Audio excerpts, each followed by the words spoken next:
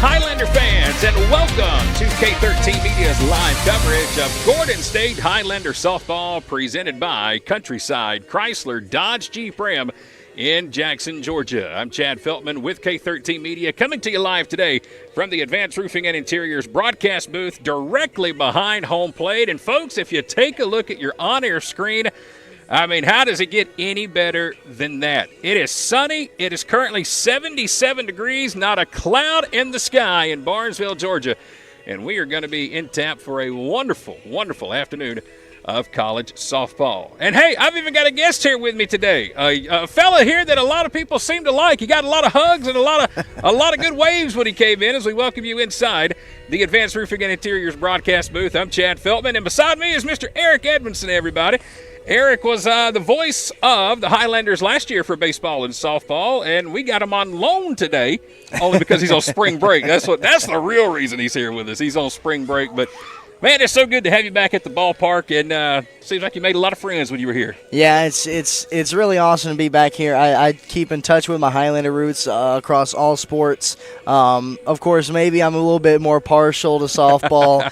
I'm getting there. Trust me, I'm getting there myself. Yep. So. Hey, Highlander softball is really something special. They're fun, always a fun group. Coach Hatterman always has a phenomenal job of recruiting some of the best around here. Yep. And she's able to select the right members, not only on the talent on the field, but also off the field. Well, it's great to have you here today. You going to be here most of the game, all game? Oh, yeah. All right, good deal. We got Eric here with us. He might even slide into a play-by-play in here, too. Have to get me a Coke break around the third or fourth inning, so parents know what I'm talking about here. So it's good to have Eric with us. Good to have you on the broadcast with us. I want to welcome everybody here from Rock Valley College. They've made the trip from Illinois. Welcome all their fans on the broadcast here today. Coming up in just about 30 seconds, Eric's going to get out of his seat, and Coach Allie Hatterman is going to join me right here. We're going to go one-on-one with the head coach of the Highlander softball team, recap yesterday's doubleheader in North Carolina, get a preview of today's contest, and we might even sneak in a thought or two about another big conference doubleheader coming up this Saturday in Tifton. We're just getting started. We're live at Gordon State College. It is Highlander softball, and again, it's presented by the May and Carter Oil Company. Don't forget, 30 seconds. We've got Coach Allie Hatterman sitting right here beside us. Don't go far. Hey fans, how would you like to save at your next stop at the pump? Well, thanks to the May and Carter Oil Company, you can. All you have to do is download the new BP Me app today. It's free and it's available for Apple and Android devices. With the new BP Me app, you can save 5 cents per gallon at any BP location across the U.S. Download the new BP Me app today and let the May and Carter Oil Company show you how you can save 5 cents per gallon on your next fill-up.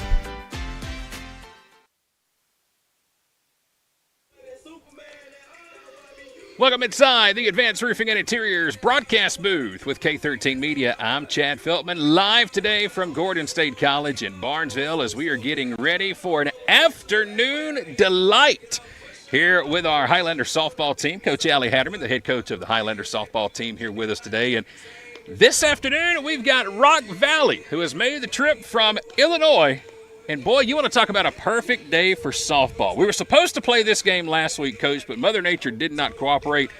Today she's doing just fine. It's wonderful. It is a picture-perfect day for ball. It is. Blue skies, 80 degrees. My question is, how are you in sleeves?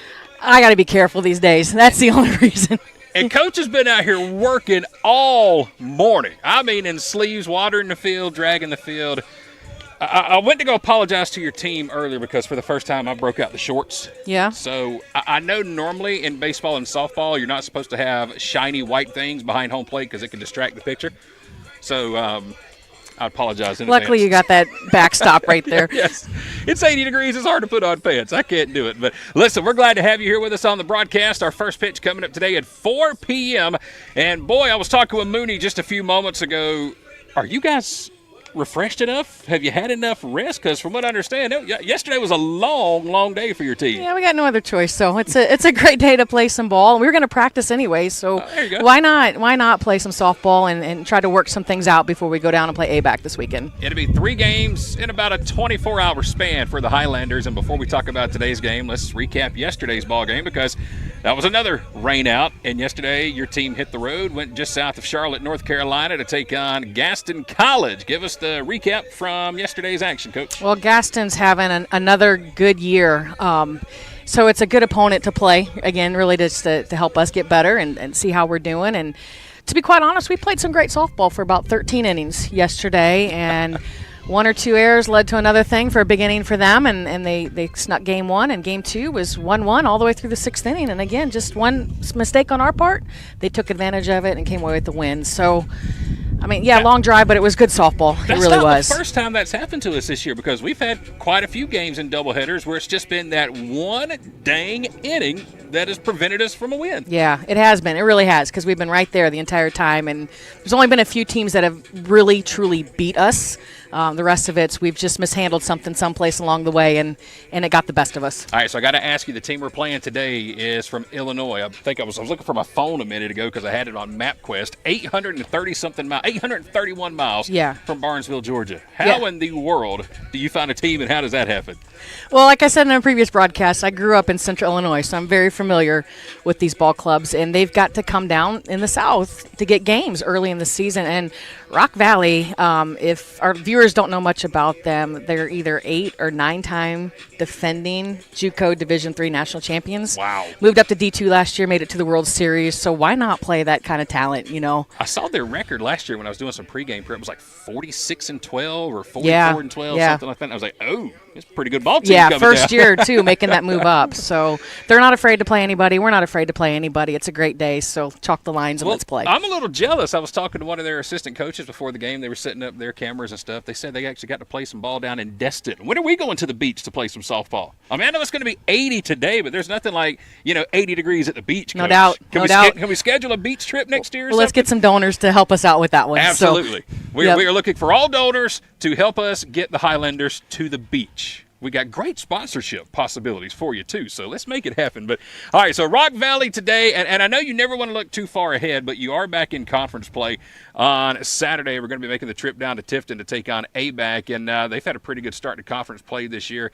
They are currently sitting at 1-1, and they're 14-8 overall on the year. So what are you going to work on today to try to get you ready for ABAC? Is it kind of just, do you treat this as a scrimmage? Do you treat this as a fine tune-up? How's the game plan? Tune-up. We're going out to win. The only adjustment I think I'm really going to make is in that circle, just to kind of preserve the arms for the weekend. So we'll see all three girls today. But, our goal is just let's be consistent for 7 innings, play good defense, because that wins championships. So hopefully we're here to clean up some things today. Well, a young lady who played really good defense in our last broadcast was Allie McGee, and it turns out she was the Conference Player of the Week for this week. And if I'm not mistaken, that is your third player to win that award in the first 4 or 5 weeks of the year this year. It is, and I'm so happy for the girls. It's all about the team and winning, but when young ladies can put up some great numbers like that, and for me to be able to nominate them, and then the other coaches to recognize what they've done and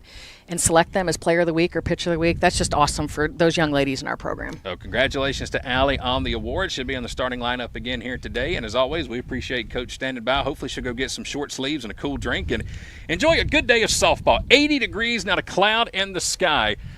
We're going to be in for a nice afternoon, Coach. I think so. Coach Allie Hatterman, head coach of the Highlanders from Gordon State College, joining us here behind home plate in the Advanced Roofing and Interiors broadcast booth. Hang on, in just a couple of moments, we'll bring you today's starting lineups, and the first pitch is Gordon welcomes Rock Valley to Barnesville, Georgia. We've got the play-by-play and the first pitch of the ball game coming up next, live right here with K13 Media. Dedication, compassion, and integrity. We've got the experience and expertise. When you need some help and you feel like there's nowhere to go, you can count on us for everything you need to know. The Sellers Law Firm, where clients become family.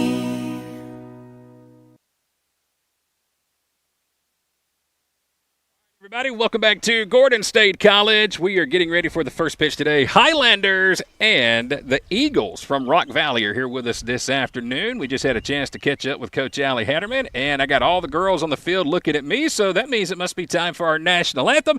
And to get things started here at Gordon State College. Welcome to the broadcast, everybody.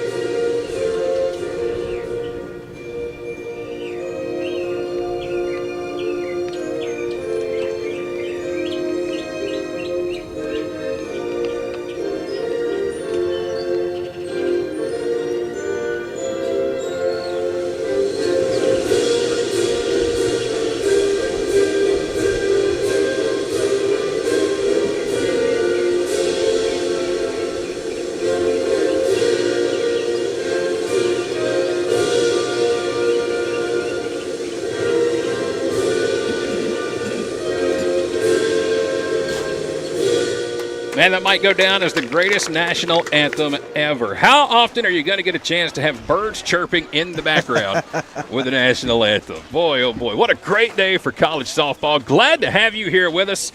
It's K13 Media's live coverage of Highlander softball, and today, again, a special broadcast partner here with me, Mr. Eric Edmondson, is in the broadcast booth. He'll pop in and out today. We'll show his pretty face. He's a lot prettier than I am, too. And he might even throw an inning or two of play-by-play out there. He's on loan to us today from Piedmont University. And let me see if I pronounce this correctly. Demarest, Georgia? Demarest, Georgia. All right. Well, he's on spring break, so he's down here today to watch some softball, and I don't think he could have picked a better day. Let's give you right now today's starting lineups presented by Collier's Greenhouse and Nursery Center in Jackson. First for Rock Valley. They're going to be the visiting team. They'll come to the plate like this. It'll be Faith McLean, the left fielder. She'll lead it off. It's Molly Cable, the third baseman, batting second. Briella Sindell, the right fielder, will bat third. Emma Kruger's going to play first. She will bat fourth. Grace McLean will be the DP, batting fifth. Christine Vendetti, the catcher, will bat sixth. This Avery Nering, the second baseman, batting seventh. Maya Carlson will play shortstop and bat eighth. And Diamond Blomley will bat ninth and play center field. Defensively here today for Gordon State College, Jordan Edwards is in left. Kendall Rowlands in center. It's Emma Smith over in right. Emma Gable at third. Abby Arnold at short. Anna Baldwin at second. Skylar Evans at first. It's Faith Southern behind the plate. And pitching today is going to be Courtney Dorsey. So, again, those are your starting lineups presented by Collier's Greenhouse, Nursery, and Garden Center in Jackson. Glad to have you here with us. First pitch on the way from Dorsey, and not a good start. Fastball high and tight is going to hit Faith McLean. First pitch comes your way at 4:01 p.m. And it is presented by Georgia Signs and Prints. We'll let our special guest get settled in here at the broadcast table. I was going to have her sit behind me. We'll have to check the camera. I think it'll work better if she sits behind us, Eric. See if we'll get that to work. First pitch on the way here to Cable is a strike. Inside, and it's 0-1. Third baseman Molly Cable at the plate. Rock Valley College here with us today from Illinois. Dorsey's ready. This one's slapped foul down to third base, and it's going to even the count at 1-1 strike. Let's see how the camera looks here. Nope, just me and Eric. That's all you can see. So let's get our special guest to sit right here behind us. That way we can see her. She's working, too. She's not just here to play around, folks. She's got the scorebook and everything here. We'll check out our view here in just a second after this 0-2 pitch to Molly Cable. Dorsey's ready. This one's upstairs, and there's ball one. All right, let's see, Eric. How do we do here? Is she in there? There's Mooney. Say hello, Mooney. How are you? Hi, I'm good. So, with today being a non-conference ball game, Eric, we got to get you to slide toward me, too, man. You're all cut off. Looking better now? There you go. Much better. Good. 1-2 pitch. Here it comes. This one's hit out toward right center field into the sun and tracking it all the way near the fence. For the first down of the ball game is going to be Emma Smith. Nice to have Emma back in the lineup here today. Under the weather a little bit last week, but she is back. Former Pike County Pirate. And she will put that one away for the first out. Here in the top of the first inning, an F9 on the putout. Give me just a second. Trying to get my lineup card situated here. Thought Eric was going to do some work. I mean, he's literally just here on spring break. Man's not doing nothing but sitting here looking pretty. Listen, I can just put my feet up here, man. First pitch here is hit hard and deep, straightaway center field, chasing it all the way to the fence, and watching it sail out of the ballpark for a 2-run homer is going to be Briella Sindel. And you can see the Eagles crowning her at home plate. Sindel with a 2-run homer. And just like that, it will put Rock Valley on top by a score of 2-0 here in the top of inning number 1. Yeah, a lot of fly balls early on. And just that one obviously squared up. The one before that had some heat on it as well. Took Smith all the way to the track. It would track that one down, but that one's not going to come back. No, straightaway center, deepest part of the ballpark. It's 2-0 Rock Valley, and here comes the first baseman, Emma Kruger. First pitch on the way to Kruger is a fastball in for strike 1. That was painted right across the corner. Listen to the color commentary. Caitlin Munoz in the broadcast booth with us today. Well, this is a very special day. This is fun. 0-1 is upstairs, and it's 1-1. Eric, you thought it was just going to be me and you. Yeah. I had a surprise for you, man. You did. You really, yeah. And Mooney's just the first of 3 Highlander pitchers on the broadcast with us today. Thank you very much to Coach Alley and Coach Nikki, by the way, too, for allowing these young ladies to come join us. 1-1 pitch, low and outside, and it's 2-1 to Emma Kruger. One of my favorite parts of the broadcast is finding out where these players are from. Emma Kruger is out of Bayport High School in Swamico, Wisconsin. Boy, I hope I pronounced that correctly. 2-1 count. Here comes the pitch to her. Sends this one foul down the left field line, and the count's even at 2-2. And Eric, one thing I've learned, if I'm wrong and I'm not correct, the parents will let you know. Oh, they will correct you in a heartbeat. I had a parent walk up to the press box during a soccer game at Piedmont and correct me on a player name. And they were very stern about it. Now, they were on the opposite side of the field, so I couldn't correctly see them. 2-2 pitch is in the dirt, and the count's full at 3-2. Well, thankfully, the parents here have been just incredibly wonderful. Absolutely great to work with the Highlander parents. Even our parents from the away teams have been just fantastic here. Full count to Kruger. 1 out. Top of the first. Here comes the payoff pitch. This one's hit high, foul territory. Jordan will give it chase, and she overran it. Don't know if she lost it in the sun or what, but it's going to go down as a foul ball. What'd you see there, Moody? What happened to Jordan and left? It looks like she lost it in the sun. We'll go with that. Was what I'm thinking. There's no scoring either on your scorebook for sun. No, I don't think so. We can make one up, though. It's our rules. Do however we want to do it. Sun 7. Yes. Sun 7. I like it. Full count. Emma Kruger. Cleanup batter for Rock Valley at the plate. Dorsey's ready. 3-2. Popped up. This one might be toward us. Will it stay in play? It's going to hit off the fence just behind us. And we'll see another full count pitch. I like this approach from Dorsey. She's not afraid, even though she gave a couple hard hit fly balls. She's gotten the elevated swing multiple times, just 3 straight pop-ups. Just hasn't been able to get one to steer it fair, or at least in playable territory. She'll work with a full count once again. Checks her wristband. Here's the wind and the 3-2. She came inside just a little low, and there's ball 4.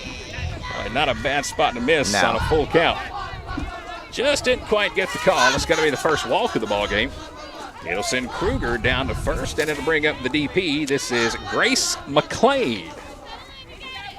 Grace McLean is out of Spencerville, Indiana. East Side High School. We got one of those here in Georgia, over in Covington, Georgia.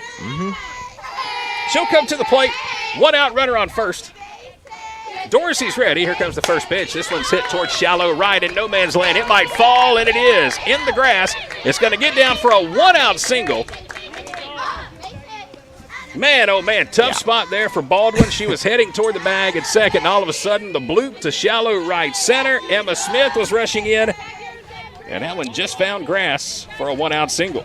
Yeah, Smith has some wheels on her, but that one placed perfectly in like the Bermuda Triangle out there. Seems to happen to us a lot, especially here at home this year. We have a big field. First pitch is outside for ball one to Christine Vendetti. Remember the slow pitch softball rules when you had the four-man outfield and you always had the short fielder and you could move them to either left center or right center? I want to adopt that in fast pitch softball. You might have people to fight for that people one. like Mooney would throw no-hitters every game. Probably. Here's the 1-0 upstairs, and it's 2-0. It just always seems like the balls that just drop in no man's land. You take that short fielder like in slow pitch softball. Man, oh man. We're talking 1-0 games in 45 minutes, and we're home early. 2-0 count to Vendetti, runner at first. One out, top of the first. This one slapped, third base line, and it's a fair ball. Here comes McLean around. She will score. And it's going to be an RBI single for Christine Vendetti. A lot of bad luck for Dorsey right here. You just had the walk. That was a good battle by her. Just could not find the right pitch. And then you had the bloop just right in there. And that one just barely fair. Made its way over the pillow at the right moment. Beg your pardon, that was Kruger who came in to score. It moves McLean to third. And it's going to be an RBI double for Vendetti. And here comes the second baseman, Avery Neri. First pitch to her is upstairs for ball one. Naring, wearing number 25, comes to us from Yorkville, Illinois. 831 miles from Gordon State College to Rock Valley College. Here's the 1-0. This one popped up. Will it stay in play? It's going to get out once again as it's going to go down for a strike. Coach Allie has just confused me altogether. She had Faith Southern on her starting lineup as catcher, but that's Allie McGee behind the plate. Chad, you said that 831 miles. That's walking distance. Yeah, absolutely. If you have the right shoes on. Forrest Gump, maybe. I don't like walking to my truck from the ballpark here. I want like a permanent parking spot over here with a carport where, no balls will break the glass or anything. 1-1 count. Here comes the pitch from Dorsey. This one out towards shallow right center. And again, in the gap, it's going to fall down for a hit. Throw to third is off the mark. Here comes McLean to come score from third base. And it's another bloop. RBI single. Naring's going to get to second on the throw. And what a start for Rock Valley here in the top of the first inning. Yeah. I've already got a 4 spot on the board. And that's going to draw a visit out of the dugout from Coach Allie Hatterman. I like Sorry, Chad. You're good. All good. While we have a moment with this pitching discussion here, right here in the center, ladies and gentlemen, it is Caitlin Munoz. She is joining us for the broadcast. She's going to be pitching today. Yes. We were expecting later in the ball game, but are you ready? I probably need to go warm up in a second. Yeah, I was about to say, we were supposed to have Munoz for about 2 innings. Don't know, but it's great to have you here at the broadcast table. Thank you. I don't know of any other college softball program where the players get to come broadcast the game during the game. Yeah, this is fun. So it's nice to have you here with us. She's got the scorebook right here behind us, keeping pitch totals. And what pitches are being called? You got to tell us those, or is that a secret? No, that's a secret. All right, we'll keep that secret. Visit's over. Top of the first, 1 out, runners on second and third, and it's Maya Carlson, the shortstop, at the plate. First pitch on the way to her. Goodness gracious, where does that miss? Fastball at the belt. That was a good pitch. What you think, Mooney? Are you arguing on that one, or are you going back and shaking your head? I think that was a good pitch, but it's my word against the umpires. Here's the 1-0 hit out towards shallow left. It's going to fall right in front of Edwards. Rock Valley is not hitting the ball very hard, but they're just hitting it in the perfect spots. And it's going to go down as an RBI double. And there's an old adage of just hit them where they ain't. Right now, that's exactly what's happening. I mean, just no man's land, little bloop fly balls. They're getting a perfect arc on them, too. They're not, like, lasering them. They're getting the perfect arc where they just drop right into the grass. It'll make it a 5-0 ball game. Bottom of the order here for Rock Valley. Bunt shown.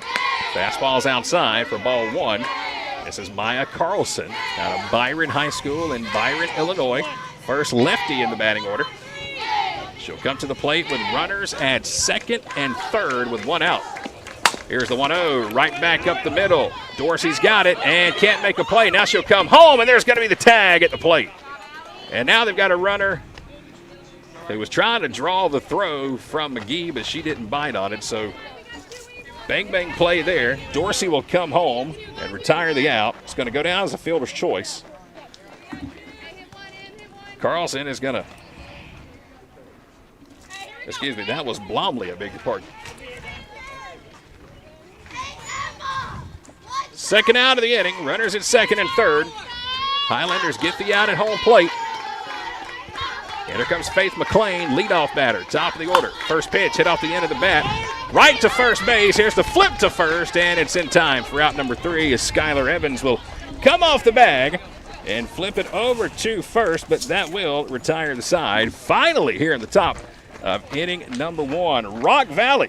They must have slept really good last night. They come out here in the first inning. They put a 5 spot on the board, and they lead early as we get ready to go to the bottom of the first. It's 5-0 Eagles on top as we're live today from Gordon State College in Barnesville. Ram Truck Month is back at Countryside Chrysler Dodge Jeep Ram in Jackson and Madison, and we're celebrating with the biggest discounts on new Ram trucks that you'll find all year long. We're talking about savings up to $16,000 off the MSRP sticker price. We have the area's largest inventory of new Ram trucks and will be anybody's price. Have a trade? Bring it to us. At Countryside, we accept all trades, regardless of year, make, or model. It doesn't even matter how much you owe. We'll get you out of your old ride and into a new vehicle today. Shop online, chat with our friendly staff, and apply for easy financing at countrysideautomotive.com. And this month, let's find your new ride at Countryside. I-75 exit 205 in Jackson and I-20 exit 114 in Madison. Welcome back to Gordon State College. We are live for today's meeting between the Highlanders and the Eagles from Rock Valley College. Welcome you back inside the Advanced Roofing and Interiors broadcast booth. I'm Chad Feltman, joined by former voice of Gordon State College, Mr. Eric Edmondson is here with us. I feel bad for saying former voice. It's like you were fired or, just kicked out of town, but that wasn't the case, man. You're loved by everybody here. If there was a 4-year here at Gordon for my major, you guarantee I would be here. Emma Smith is going to lead it off. Bottom of the first inning. Glad to have you on the broadcast with us. Emma, the lefty, will dig in. Here comes the first pitch to her, and it's a called strike on the outside corner. Emma Smith, Abby Arnold, Emma Gable, first 3 due up for Gordon State. I'll give you the starting 9 defensively here for Rock Valley after this 0-1 from Brooklyn Ogden. She's ready, and here comes the pitch. It's tapped down the third base line. Fair ball. Throw across just in time. Good throw by Molly Cable from third. That's a really good play. It's also a really close, tough call. Aren't you supposed to get those calls when you're at home, Eric? Man, the bang-bang plays, but great play by Cable over at third base. And that's going to bring up Abby Arnold, who's in the starting lineup today, batting second, playing shortstop here for Gordon State College. Nobody on. 1 out. First pitch here is outside, and there's ball 1. Abby Arnold comes to us from Piedmont Academy in Monticello, Georgia. 5'5" freshman wearing number 6, playing shortstop here today. Ogden on the mound. Dang it, I did it, Eric. Here it comes. Don't you laugh at me back there. I'm a baseball guy. Still trying to figure out this softball thing. Mound, circle, it's all the same thing. She's pitching, yeah. Whenever that happens, I usually just say rubber. I've gone to that in my last couple of broadcasts, but every now and then it'll slip out. It exactly. is. 1-1 count. Here comes the pitch. Bunt shown, and the pitch is outside. And there's ball 2. Back during softball season for high school this past fall, I started bringing like a little swear jar with me at the table. And that was the first year I'd ever broadcast fast pitch softball. Mm-hmm. And let's just say about the first couple of games, that jar was full before the start of the third inning, calling it mound versus circle. It's all the same to me. 2-1 count. Here's the pitch. It's in the dirt, and it's 3-1. That voice you hear from behind us, that is Caitlin Munoz. She is joining us in the Advanced Roofing and Interiors broadcast booth today. Going to call a couple of innings with us, and then we'll have Taylor Beagle come by, and today's starting pitcher, Courtney Dorsey, will come join us. 3-1 count. Here comes the pitch. This one's hit out towards short. Off the glove. Throw to first is not in time. Arnold's able to beat it out. Line drive over to short. Maya Carlson, tough play down around the dirt right at her ankles. Just about made a great catch, but she couldn't throw out the speedy Abby Arnold. It's going to go down. Mooney, what are you going with? I'm going with your score. Oh, no. Put you on the spot. I usually go to Hatterman on those. Oh. I'm going to go infield single. I think so, too. That was a pretty hard hit. It was. Here's Alma Gable at the plate, third baseman for Gordon State. First pitch will get away. Nope. Did it? If I'd have hit her foot, it sounded like it got her foot or the plate. But It sounded like the plate might have caught it. Okay, Just gotcha. bounced away from the I couldn't tell if catcher. it was her foot or it just heard a big thud. Yeah, I think it was the plate. Yeah. So it's going to get away as a wild pitch, and that's going to let Abby Arnold get down to second. Emma Gable out of Creekside Christian Academy in Hampton, Georgia. Batting third in the lineup. RBI opportunity here, bottom of the first inning. Here comes the 1-0 to her. Upstairs, and it's 2-0. Boy, she had a great day, our last broadcast here. Last week in our conference opener against South Georgia State in 2 games, I think she recorded 3 or 4 hits, had like 5 RBIs. Had a really good day in that conference opener last week. Yeah, she was on fire. And she was on fire yesterday out there playing second base. Second base. Yeah, she was helping us a lot yesterday, playing second, third. She was everywhere. 2-0 misses high and outside, and it's 3-0. She was going to be such a prominent member of the lineup last year, but the first game of conference last year, she got injured, pulled a hamstring. At GMC? Yep. Oh, that series was a frustrating set of games. 3-0 count. Ogden's ready. Let's see if she's got a green light. She does not. There's a strike on the inside corner. It's 3-1. But she came back for the conference tournament. Yes. She was solid. From what I understand, Eric, you can tell me, I was told that was quite the conference tournament for our Highlanders. It wouldn't have been as sweet if we didn't beat GMC to get it. 3-1 count. Here comes the pitch. And it's downstairs for ball 4. Gets away from the catcher, and Abby is going to get with a hit-first dive at third base. It did not get far away from Vendetti, but just enough for Abby Arnold to scoop to third. You know, that was for the years I've called for GSC. That was the worst regular season that we've had. But something that Coach Hatterman has said every year going into the tournament, the 1 seed never wins the conference championship. She's right. Yes. It has not happened. 1 down, runners on the corners. Here comes Skylar Evans, first baseman for Gordon State College. First pitch is high and outside. And there's ball 1. Skylar comes to us out of Ola High School in McDonough. And talking about kids coming to Gordon, Ola, I believe, has 3 or 4 who've signed this past season. They're going to be joining us here this fall. Happy to have the former Ola Mustangs coming to Barnesville. 1-0 count. Ogden's ready with the wind. Here's the pitch. Caught the outside corner. And it's going to even the count at 1-1.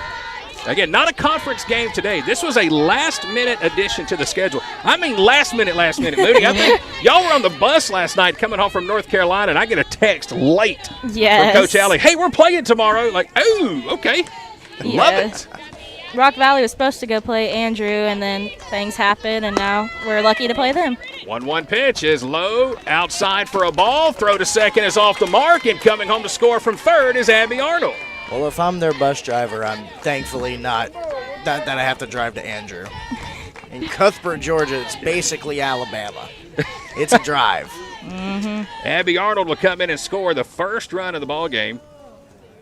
So she's now in the dugout.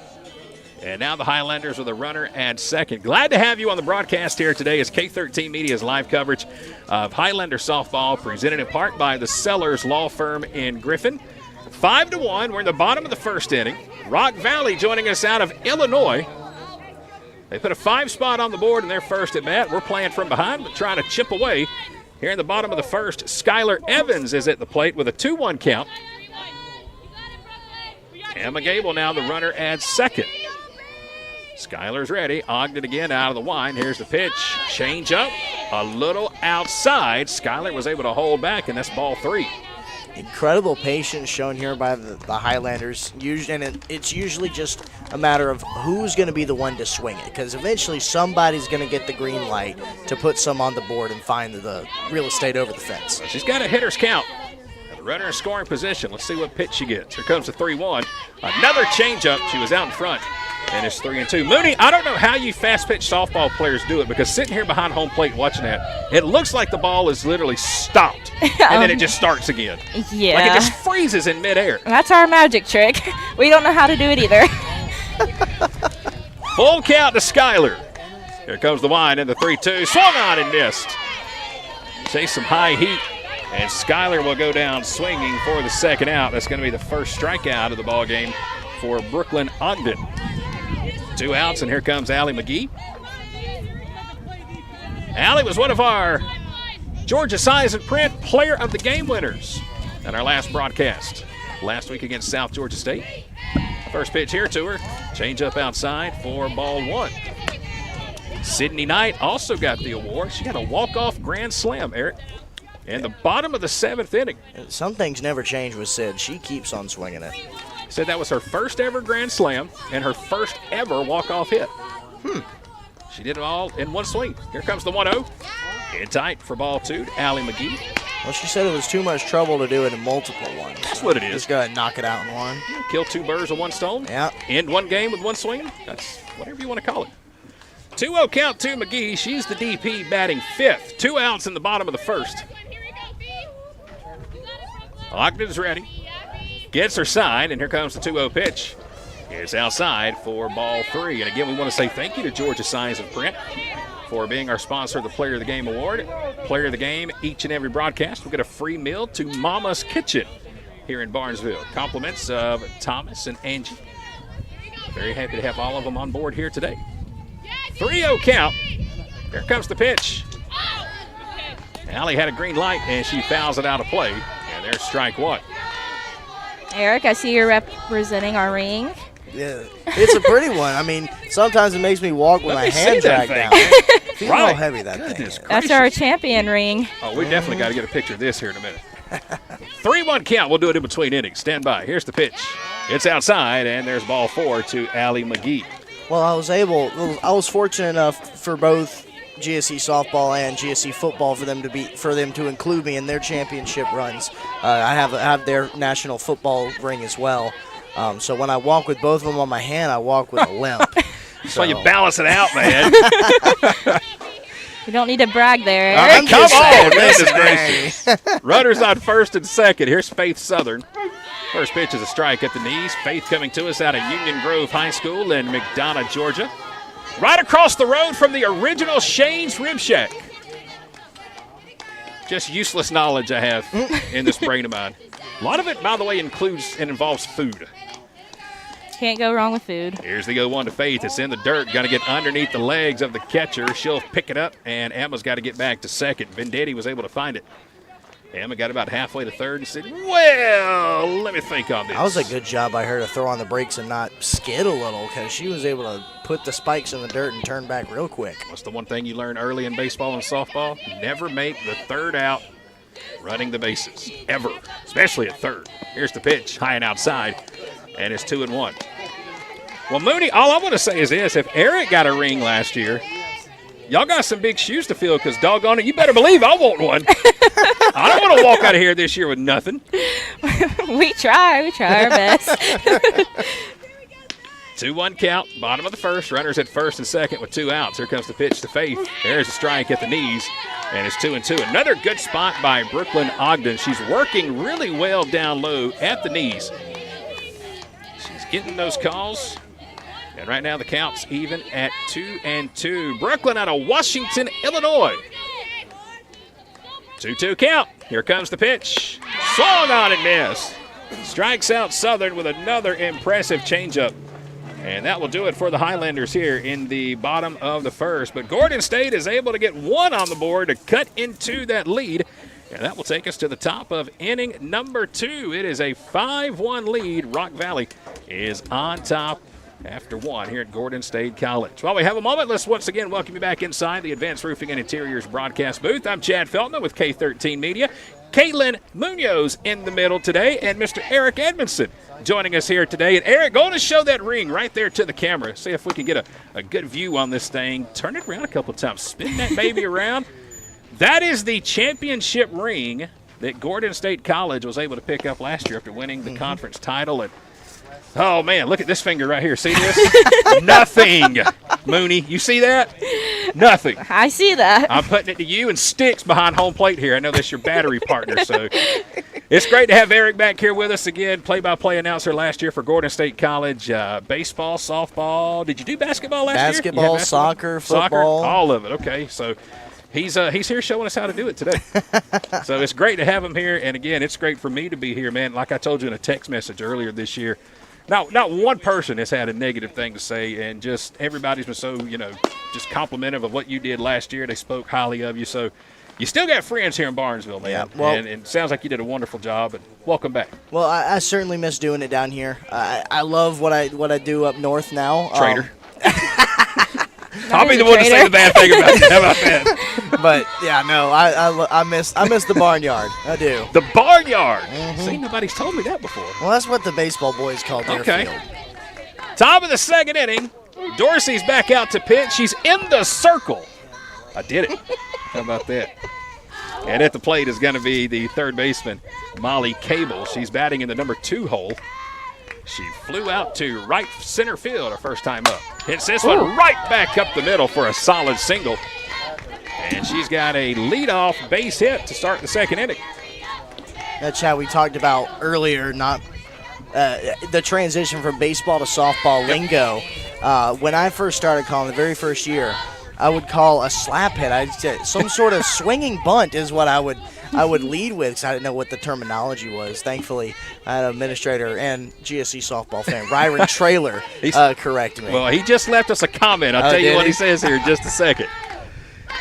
Here's the first pitch, low and inside for ball 1. This is Briella Sindel. Careful here. She hit a 2-run homer her first time to the plate over the windscreen to straightaway center. Over the head of Kendall Rowlands, who's out there in center field today. A little bit different lineup in this ball game. Here's the 1-0 pitch. This one right back up the middle. Dorsey's got it. Going to go to second for the force. That's going to get the lead runner. And Sindel will ground into a fielder's choice for out number 1. So Ryron Trailer's tuned in, says he's got his favorite pitcher in Mooney, favorite former student broadcaster in Eric. He said, I'm magnificent. I don't know what he's talking about today, but he compared the three of us to his best surf and turf with an appetizer. That's pretty doggone good praise, so. Man. I love it. 1 down. Here comes Kruger to the plate. First pitch, smack to left over the head of Edwards, all the way to the fence. Here comes Sindel at third. She'll get the stop sign and hold up right there, and it's going to be a 1-out single. Or, excuse me, 1-out double. I'll get it right eventually. I'm nervous. I've got Eric here with me. I'm all over the place today. No, don't be nervous. Don't be nervous.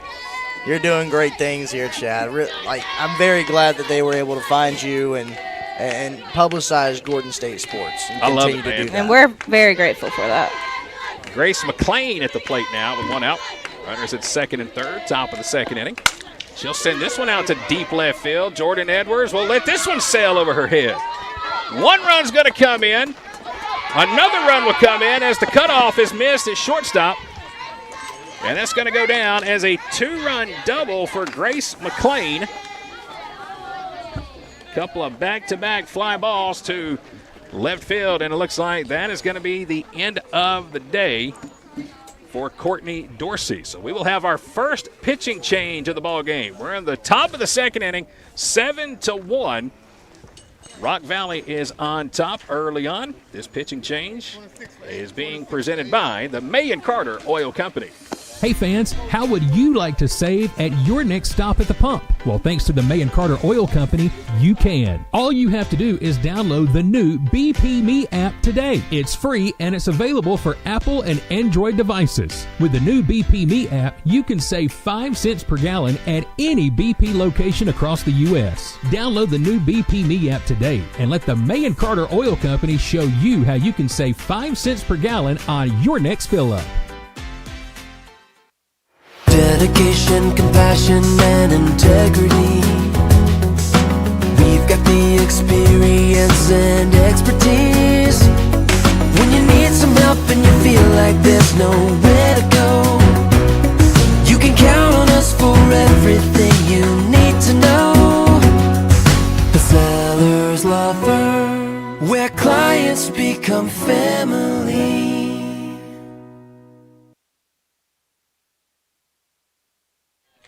New pitcher into the ballgame is Taylor Beagle. We're in the top of the second inning. Rock Valley has put another couple of runs on the board. It's 7-1 Eagles. First pitch again, opposite field into shallow right. And it's going to go down as a single off the bat of Christine Vendetti. Boy, Eric, I tell you, this Rock Valley team, man, they're just finding the holes. First pitch swinging, too. They haven't been fooled today. They've gotten a lot of pitches in the zone, and they've gotten a lot of barrels on the ball. If I'm Beagle right now, I wouldn't even be adverse to starting with one outside maybe. Just see if they're going to swing at it, see what their true intentions are, trying to keep them honest at the plate. Well, they're on the corners right now. This is the second baseman, Avery Naring. She had an RBI single her first time to the plate. Change up in for strike one. Good change of pace there from Beagle. Change-up's always welcome. I always say that's the great equalizer in college sports, whether it be baseball or softball, is the change-up. You can change that speed and have command of it. You can be dangerous. Here's the 0-1 pitch. And the dirt, good block behind the plate by McGee. Looked like she tried it again there, and yeah, no, I like that. Like that idea. See if she's going to get her fishing. 1-1 count, 1 out. We're in the top of inning number 2. It's a 7-1 lead for Rock Valley. And the Eagles here today out of Illinois as the 1-1 misses outside. And it's 2-1. I had it on my phone a minute ago. I know it was 831 miles was the difference. That's a long way from home. Just a little bit. Well, when you're in Illinois and it's February and, early March, you don't get a lot of great warm weather. 2-1 pitch is a late strike call. Delayed strike, and it's going to even the count at 2-2. No, I might be enjoying this day from early March, late February weather in Illinois to get in the 80 degree with a breeze. 2-2 pitch, here it comes. Grounded, third base. Fair ball. It's going to sneak inside the bag once again. 1 run will come in, and it's going to make it an 8-1 ball game as Grace McLean will come in and score. It's going to go down as an RBI double. Goodness gracious, man. That is the second ball today that is hit right over the top of the bag at third base. And Beagle, she relies on some soft contact, and she has gotten to soft contact, but unfortunately, Rock Valley is hitting them where they aim. So here comes Maya Carlson, the shortstop. First pitch is a strike outside, and it's 0-1. She had an RBI double her first time up. Rock Valley on top, 8-1. Listen, we knew this was going to be a good ball team coming in here. This, Coach Alley was talking in the pregame as this one's fouled away. They've won, I think Coach said 8 or 9 of the last conference championships. Last year they were 44-12 on the season. This is a really, really good ball club, and they can swing it. First pitch hacks all day. They are no slouches. 0-2 count to Carlson. Here comes the pitch, and there's strike 3. First strikeout of the ball game for the Highlanders, as Beagle will sit down Carlson on 3 straight pitches. And that's going to be the second out here in the top of the second. And now we're back to the bottom of the order. This is the center fielder, Diamond Blumley. Grounded into a fielder's choice, her first time to the plate. First pitch is outside. Only lefty in the batting order here for Rock Valley. I'm loving this approach from Beagle, trying to get them to lean out a little more. Get them to where it's going to be off the end of the bat rather than where they can really square up something. That was a first pitch ball, but I love the approach to set the eye level right there. Here's the 1-0. This one chopped right back to Beagle. Bobbles it for a moment, picks it up, recovers in time, and she'll get it over to Evans for out number 3. But 3 more runs will come in and score here in the top of the second inning for Rock Valley. And they now lead it by a score of 8-1. We're right back to Gordon State College after this quick timeout. Discover the power of precision with Countryside Mower and Gravely in downtown Jackson. During our open house event, enjoy exclusive deals like 0% financing with approved credit on new commercial and residential zero-turn mowers and rebates up to $1,500. We've got the area's largest selection of new Gravely and Aaron's zero-turn mowers. Over 200 in stock and ready for delivery. Need service on your current mower? Now's the perfect time to come see us. We have a huge parts department and we service all brands, not just the brands we sell. Get ready for spring during the open house event at Countryside Mower in downtown Jackson. For more information and to see our full inventory, visit us online at countrysidemower.com. Welcome back to Gordon State College. Live coverage of Highlanders softball today being presented by Advanced Roofing and Interiors. I'm Chad Feltman with K13 Media, joined today by Eric Edmondson in the Advanced Roofing and Interiors broadcast booth as we go to the bottom of the second inning, bottom third of the order. It's going to be Jordan Edwards, Anna Baldwin, and Kendall Rowlands. First 3 will come to the plate. It's an 8-1 ball game. See if we can get some offense and cut into this ball game. I'm perfectly fine with like a 28, to 27 game, as long as we win it. I'm fine with that. Jordan will dig in. First pitch out of the way. Here's a strike at the knees. Good start to the inning again by Brooklyn Ogden. Jordan Edwards, wearing number 19 for the Highlanders, out of Eagles Landing High School in McDonough, Georgia. Here comes the 0-1 pitch to her. It's outside, and that's going to even the count at a ball and a strike. Number 19, a storied number in Highlanders history. Kat Bearfield wore that when she broke the single-season home run record in 2021. Broken a year later by her teammate and Lamar County native, Kayla Bishop. Here comes the pitch. Upstairs, there's ball 2. So how many home runs were hit that year? If I remember correctly, you know I had to call you out. 26 or 27. That's a pretty good number. Up there, something like that. That is another thing I've learned, baseball to softball, making the transition. You get a lot of home runs in fast-pitch softball. And it doesn't take a hard swing either. No, in this field especially. This can be a launching pad as we get deeper into the spring. 2-1 is at the knees for strike 2. All right, Highlanders. You see where she's throwing it. She's getting the call. Knees to ankles. That's the zone right now for Brooklyn Ogden. It's a 2-2 count. Nobody on, nobody out. Bottom of the second. Jordan Edwards at the plate. Ogden's ready, and here comes the 2-2 pitch. That one a little too low. And it runs the count full 3-2. Anna Baldwin is in the on-deck circle. She hit her first college home run in our last broadcast here against South Georgia State last week. Shot to left center field. Full count. Here comes the payoff pitch. Check swing. Did she go? Yes, she did. So that's the first out here in the bottom of the second. Second consecutive strikeout. Third of the ball game so far by Ogden. Yeah, Ogden put the drop ball on that one. Edwards knew what it was, but just turned the wrists a little bit too quickly. First out of the inning, and again it's Baldwin, the second baseman. She will dig in, and here comes the first pitch. It's in the dirt for ball 1. Hey, if you're tuned in to the broadcast today, first of all, thank you for joining us on Facebook and YouTube. Feel free to drop us a comment. We are very social, very interactive. We can read all the comments. We love interacting with the viewers. Tell us where you're listening from, maybe who you're cheering for today. We'd love to chat with you throughout the broadcast. Here's the 1-0. It's in tight, and a late strike call to even the count at 1-1. Bottom of inning number 2. It's an 8-1 ball game. Rock Valley on top. Coach said they're flying back home first thing tomorrow morning. Here's the 1-1. In tight. And that's going to bring the count to 2 balls and 1 strike. Don Monroe, the head coach for Rock Valley in his 13th season as the head coach of Rock Valley. They got to play down in Destin on this current trip. Oh, man. Talk about jealous. Yeah. 2-1 count to Baldwin. And here comes the pitch to her. A little off the plate, and it's 3-1. I asked Coach Alley in a pregame meeting, are we going to get any beach games next year? She said, absolutely. We just need some sponsors and supporters to step up. So there's the call. Yeah. All right, let's send these girls to the beach for a few days of softball next year. Let's get it lined up. I bet Eric would come back and help. I think, yeah, I could squeeze it in. The 3-1 is outside, and there's ball 4. We'd love to have them.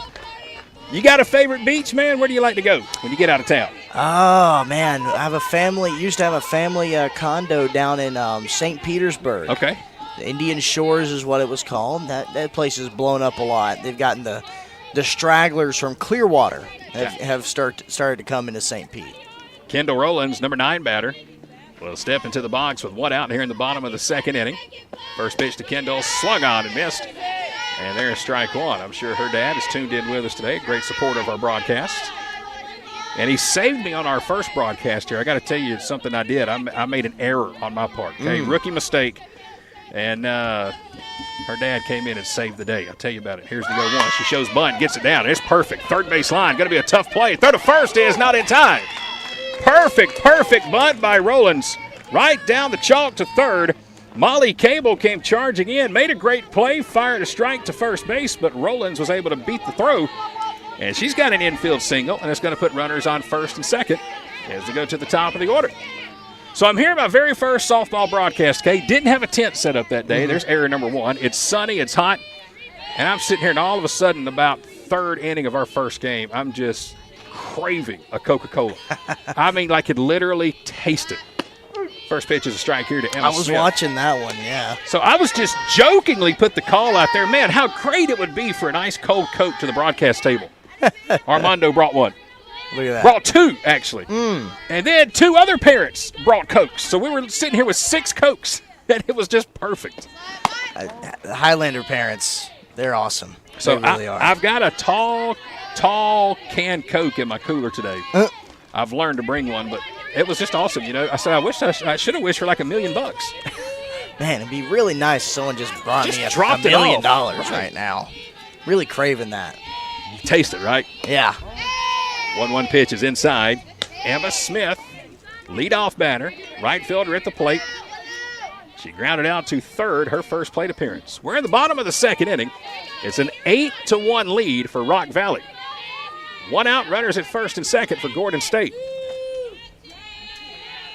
Here's the pitch to Smith, fouls it back, and it's 2-2.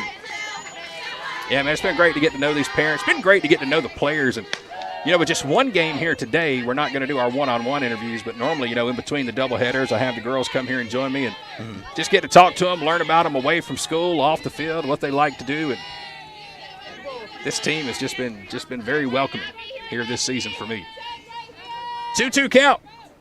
Here's the pitch. It's upstairs, and it's full again at 3-2. And this is where the Highlanders can start to get to Ogden a little bit. She showed this in the first inning. She gets in this funk where she can't find the zone and spells. It's not necessarily for one batter. It's for a streak of batters. So if you can just get the eyes focused a little bit more. Now let's see what we can do here on a 3-2. Slap foul down the third base line. 8-1. Highlanders got 1 in the first inning. And they didn't get it on a base hit. They get it with a runner stealing first to second. The throw down to second allowed the run to come in from third. 3-2 count. Here comes the payoff pitch. Strike 3. Emma Smith could not stop her swing. And again, Eric, she went back to that changeup. Third time today the Highlanders have struck out on that changeup from Brooklyn Ogden. It's not, they haven't been confident swings either. They've caught them. She's caught them in between, yeah. So 2 down, and it'll bring up Abby Arnold, the shortstop. She had a single her first time to the plate. First pitch here to her, foul tipped into the mitt, and there's strike 1. Abby Arnold, the shortstop, at the plate. Emma Gable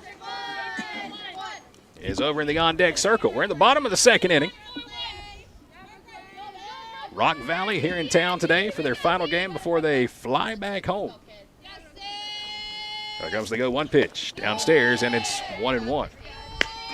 According to MapQuest, 8 hours and 31 minutes Or no, wait a minute. 831 miles, beg your pardon. How long was the drive? 8 hours would be something. Goodness. I think it was like 16 hours or something. I'm Googling it right now. Stand by. 1-1 count. Here's the pitch. Breaking ball upstairs. And there's ball 2. 13 hours, 56 minutes, 831 miles if you were to drive. But once you get through Atlanta, you know, it's really all about a 4-hour drive in. Exactly, yeah. And it takes 12 to get through downtown and the Grady Curve. 2-1 count to Abby, and here comes the pitch to her. Swung on and missed out in front of another good changeup, and it's 2-2. 2 balls, 2 strikes, 2 outs, runners on first and second. We're in the bottom of the second. Highlanders trying to keep the inning alive. Watch the breaking ball here. I got a feeling Ogden's going to go with it. She's got a long, long look at that wristband. 2-2 count. Ogden's ready. Here comes the wind in the pitch. She went change up, but too far outside, and now the Highlanders almost in a little bit of trouble. Boy, we just caught a huge, huge break. Rollins was halfway down to second, thought it was ball 4. She's able to get back to first. Meanwhile, Baldwin's able to get over to third. Great base running. Whew, scary moment. Now they're on the corners with 2 outs. Base hit here would definitely score 1. Payoff pitch. Ogden's ready. Here it comes. High and outside, and there's ball 4. So the Highlanders have walked the bases loaded in the bottom of the second inning. 2 outs, and here comes Emma Gable. She walked her first time up. She also loves the first pitch. Watch out for Gable here. She can certainly send one out of the ballpark. Had a home run our last time I'm here. feeling kind of hungry. Need some rye bread and some mustard. Yeah, sounds good. Go with a grand salami. Well, no salami, but a run will come in and score. Another run's going to come in and score. 2 runs come in. Gable's going to get down to second. A diving attempt at short by Carlson. It hits off her glove. Baldwin and Rollins will come in and score. 2 more runs across. It makes it an 8-3 ball game. I know another tough call at shortstop. I got to go single on that one. Eric, what do you think, man? In the hole, diving attempt? It went off the tip of her laces. Yeah, that's just a tough play to make. So a single for Gable. She'll get an RBI, the second run. Coming in after the ball deflects off the glove, and give her credit for 2 RBIs. Why not? Hard hit ball. Both runs come in and score. Not an error. So now to put runners at second and third, 8-3. And here comes Skylar Evans. First pitch to Skylar. In the dirt, rolls across the plate, and there's ball 1. Skylar has hit several home runs here this year at home. And she has put it right on top of that batting cage in left center field a couple of times this year. So be careful here. One pitch could make a big difference. Evans showed a lot of pop last year. Good to see her coming into her own this season. She's definitely been the clutch power hitter for us. And she'll take this one over to third. Picked up in time. Throw to first is in time. And Molly Cable will throw out Skylar Evans to retire the side. But the Highlanders, again, continue to chip away.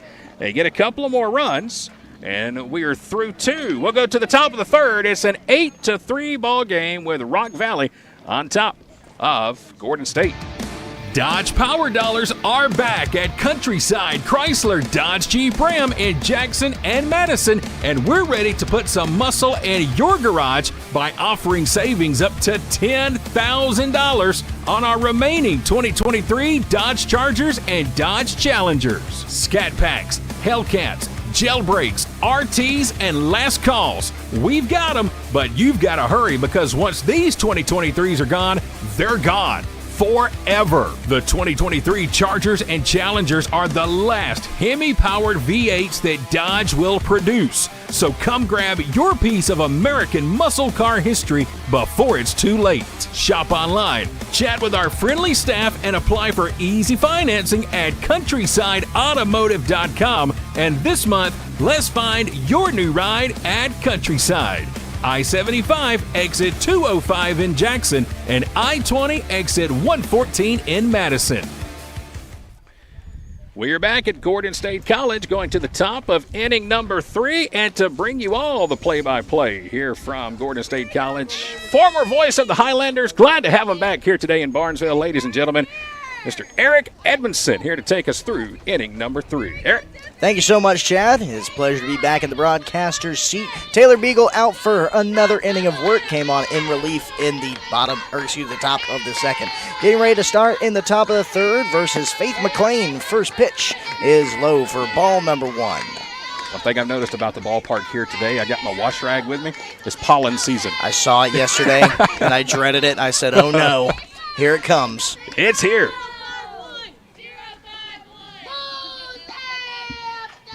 1-0 pitch on the way from Beagle, and she will fall behind a little bit more. Didn't like that one. It's 2-0. McLean hit by a pitch, and to start off the ball game. The very first one. 2-0 does find the zone, and that will be strike number 1. A little bit of a defensive change for you. Reagan Waller has taken over custody of left field. Jordan Edwards once patrolled that area, but now Reagan stands in. 2-1 on the way. Rolled out of play, heads up in the on-deck circle. That's Molly Cable. She's batting 1 for 2. We'll talk about a little bit more of her when she gets up to the box. So Beagles worked it back to even.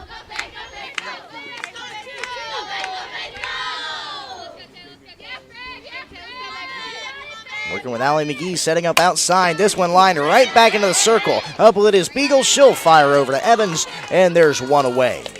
Well, we're going to get a chance to talk with Taylor Beagle here at the broadcast table when she's done with her time on the rubber today. We'll get a chance to see if her eyes got real big on that one or not. see how that one felt coming right back to the pitcher.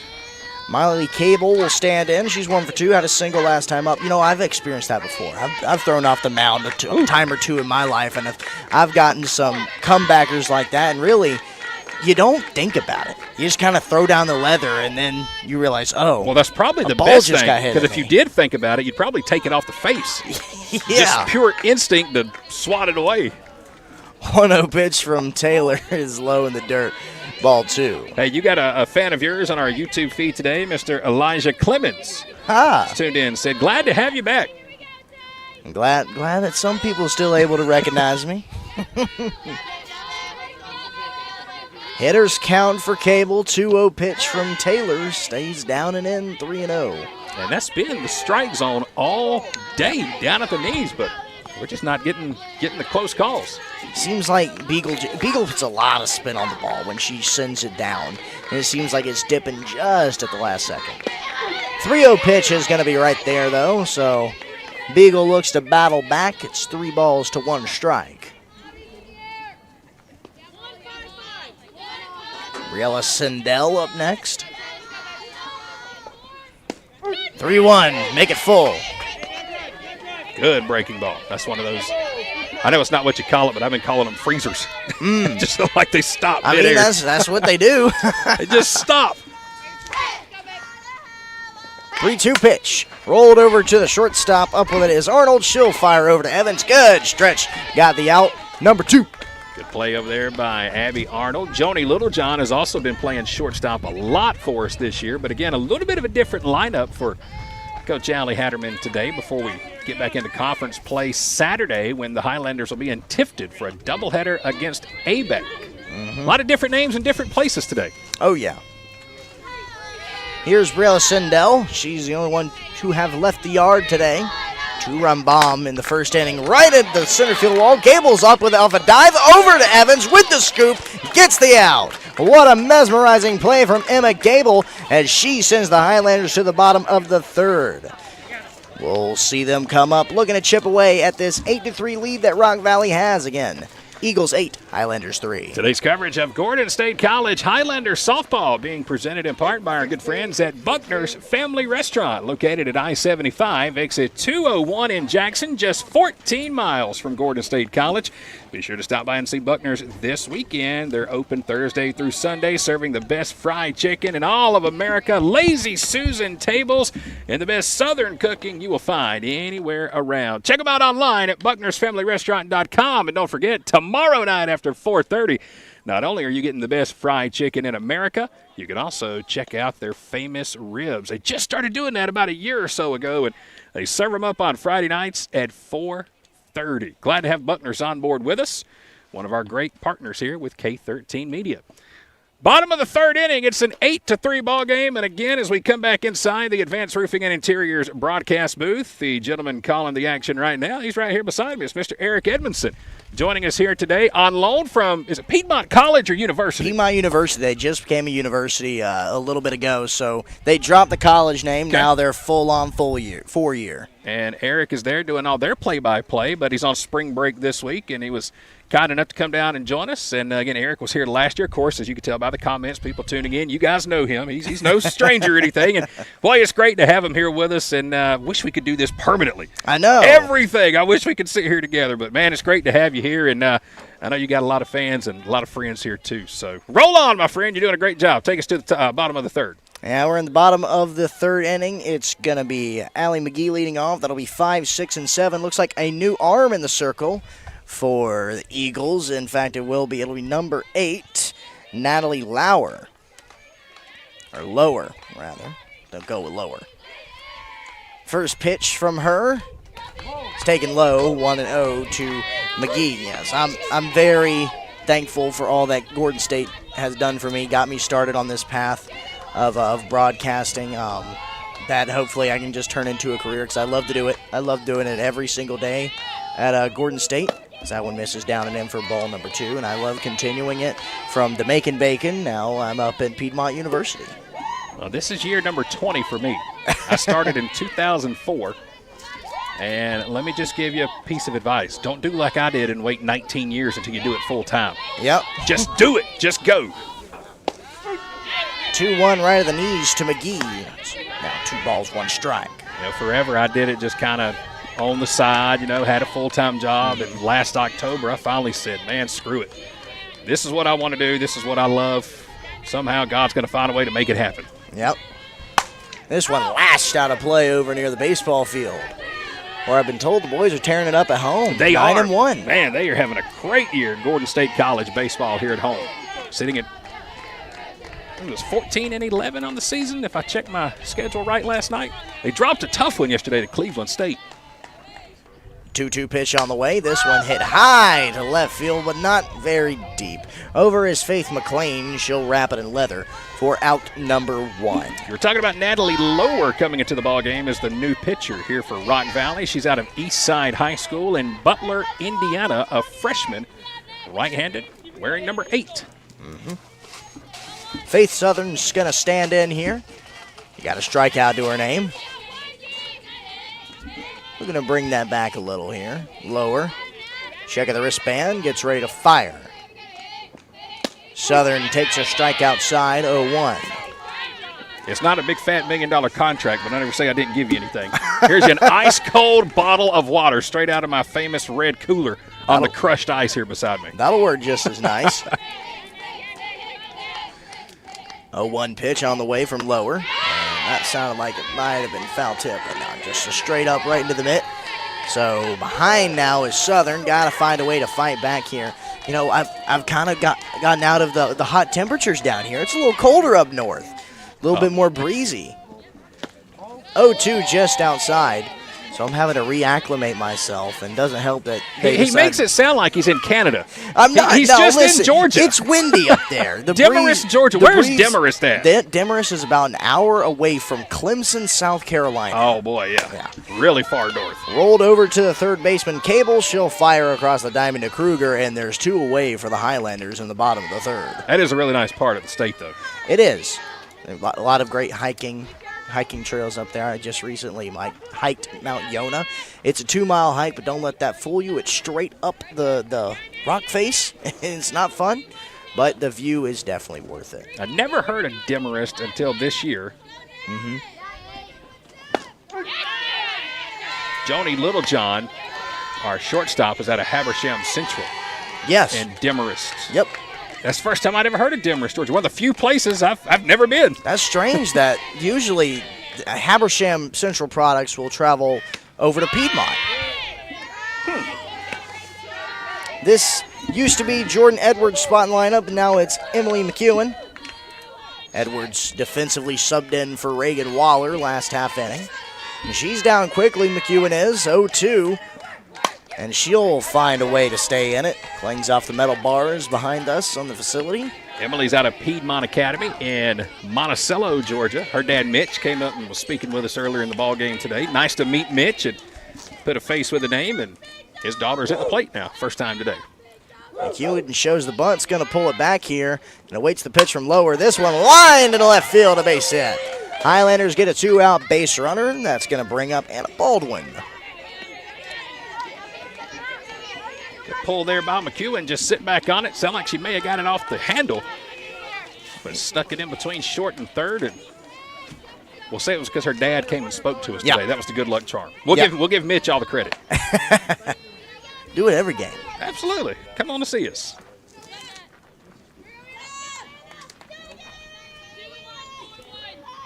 Set. Here's Anna Baldwin.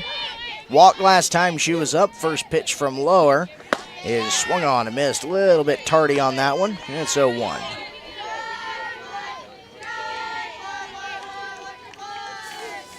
Another thing I've noticed in baseball compared to softball, the chants out of the dugout. I love the chants. I love them. 0-1 pitch on the way. This one's going to find nothing for a 1-1. I was joking around talking a couple of weeks ago. I said, man, they could make like a softball soundtrack just out of the chants that come out of the dugout. And that's why I love the crowd mic. Love to get to hear it. 1-1 pitch on the way. That's foul off the fence. You know, I was talking with you before we went on air about how much I've kind of grown to become a softball fan. A college softball fan more so than a college baseball fan. And a lot of that is because of the chants. Sometimes they get a little diggy at other teams, and I like that. It's a little competitive. 1-2. That's upstairs, so I'll make it even. So deuces are going to go wild here. 2-2 the count. One of the first chants I heard our team do this year, they were talking about one of our girls, big old booty and a big old bat. I was like, oh, my God, do I need to cut the microphone off? Do I keep airing that? But that's the first I'd ever heard it. The 2-2 on the way, swung on and missed. Baldwin down on strikes, and the Highlanders out of luck in the bottom of the third. We'll go to the top of the fourth. Quick timeout, and we're back to Barnesville for Gordon State College Highlander softball. Today's coverage being presented in part by Countryside Chrysler Dodge Jeep Ram in Jackson, Georgia. The Jeep celebration event is going on now at Countryside Chrysler Dodge Jeep Ram in Jackson and Madison, and we're celebrating with huge savings on all your favorite Jeep models. Right now, save up to $10,000 on new Jeep Grand Cherokees. Take 20% off the MSRP sticker price on remaining 2023 Jeep Gladiators and get ready to go topless with our huge selection of Jeep Wranglers. Have a trade? Bring it to us. At Countryside, we accept all trades, regardless of year, make, or model.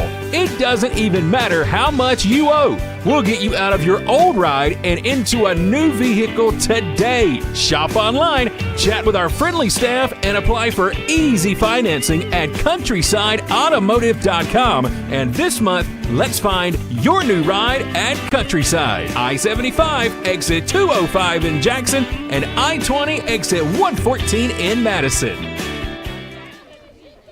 Rolling right along in Barnesville, Georgia. We're going to the top of the fourth inning. It's an 8-3 Rock Valley lead. And once again, to bring you all the action here in the top of the fourth, it's Eric Edmondson.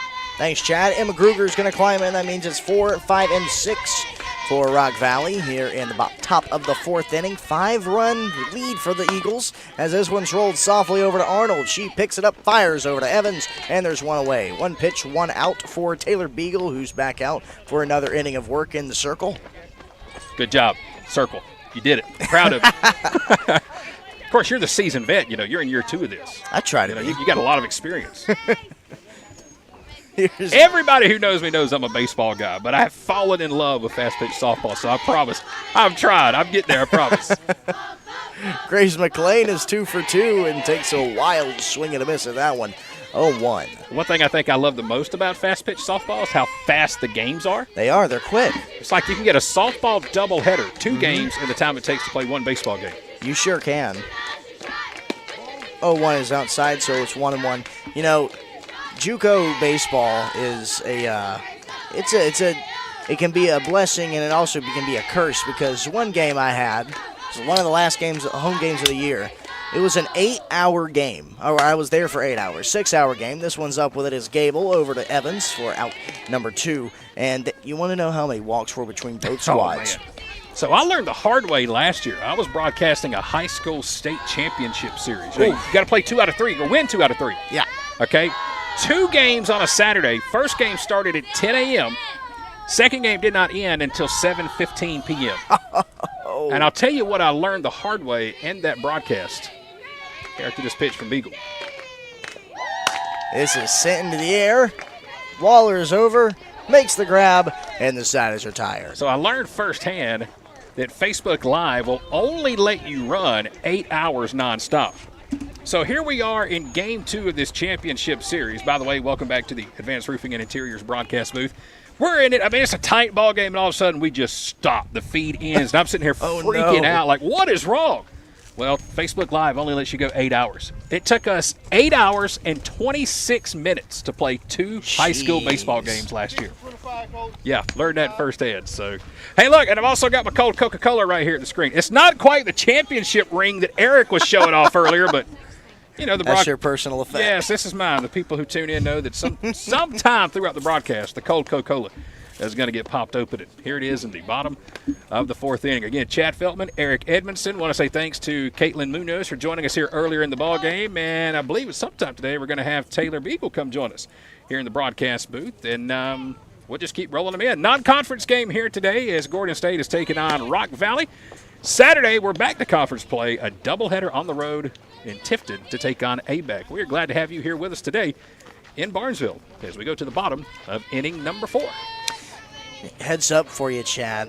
Something that I struggle with when ABAC first came to town, the softball team. They call themselves the Phillies. Whereas the ABAC Stallions, that's the baseball team. That's the men's squads. Okay. But ABAC Phillies, that's what the softball team's called there. Phillies. Nice to know. Boy, I would have chopped that all up I got in a little trouble for it. Kendall Rollins is in and takes a ball outside from Lower, who's back out for her 2nd inning of work. So I got a ton of friends of mine who are my age who went to ABAC when they went to college, and they always said that the only thing to do at ABAC was to party. Now, of course, that was 20, 25 years ago. That's one over there. Heads up, Reagan in the on-deck circle. And I'm good friends with their broadcaster down there, their lead broadcaster, Mr. Bryce Moore. Okay. I was recently on a podcast with him talking about stories he's had down at ABAC. It's a great campus, beautiful campus. The only problem is it's down below the Georgia equator, so it's really hot in Tifton in the spring as that misses upstairs. Now 2-1. So what you're saying is make sure I've got all the bug spray for this Saturday. Oh, yeah. Oh, yeah. You need the bug spray for around here. Sometimes gnats will attack. That's true. At random. 2-1 pitch. Big swing and a miss. And that was 2-2 pitch, rather. And that is going to be strike 3 for Kendall Rowland. So back to the top of the lineup where once inhabited Emma Smith did. It will be Reagan Waller now. And this was another thing Coach Alley was talking about pregame show today, was getting a lot of players into the ball game, offensively, defensively, pitching. Trying to get as many people in as she can in this game. Just one game today. This one chopped over. Diving attempt by the first baseman, Kruger, but it's going to disappear into the grass of right field. A one-out single for Reagan Waller. It's one thing she loves to do. She loves to slap it to the right side. Had a couple of base hits in our last broadcast against South Georgia State last week over to the right side. Good job for Reagan to come off the bench with a one-out single. That'll bring up Abby Arnold. Abby's had a good day, a single and a walk for her. Seen the ball pretty well, but this is going to be the first time she's seen the new pitcher, Lower.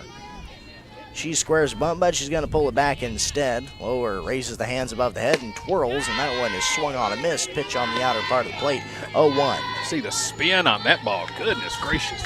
Tailing off the outside corner.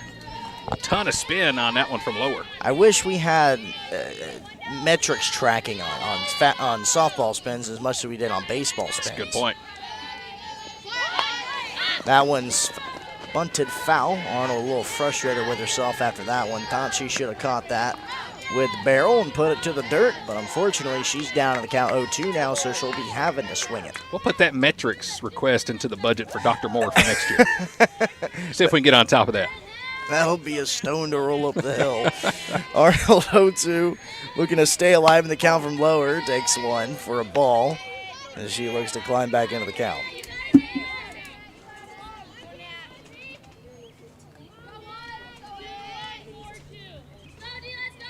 Waller over there at first. And a 1-2 pitch on the way. This one out towards right field, but that one's going to find the back half of the fence near the Highlanders dugout for a foul ball. Speaking of our baseball team, we were talking earlier. Again, they had a tough one yesterday. They fell at Cleveland State. They will be back in action Monday. They're going to be on the road taking on Bruton Parker in a doubleheader. 2 o'clock and 4:30, Mount Vernon, Georgia. Monday afternoon for the baseball team. 1-2 pitch on the way to Arnold. Arnold swings and misses for strike 3. Lower again took a little off of that one. Rock Valley has been all over their breaking balls here today. That one was a little high, and Abby chased one for another strikeout. Yeah. When do the guys get conference started? We actually start next Tuesday. Okay. The 19th will be our first baseball conference game. We'll play here at home against East Georgia State College. The Bobcats. Yep.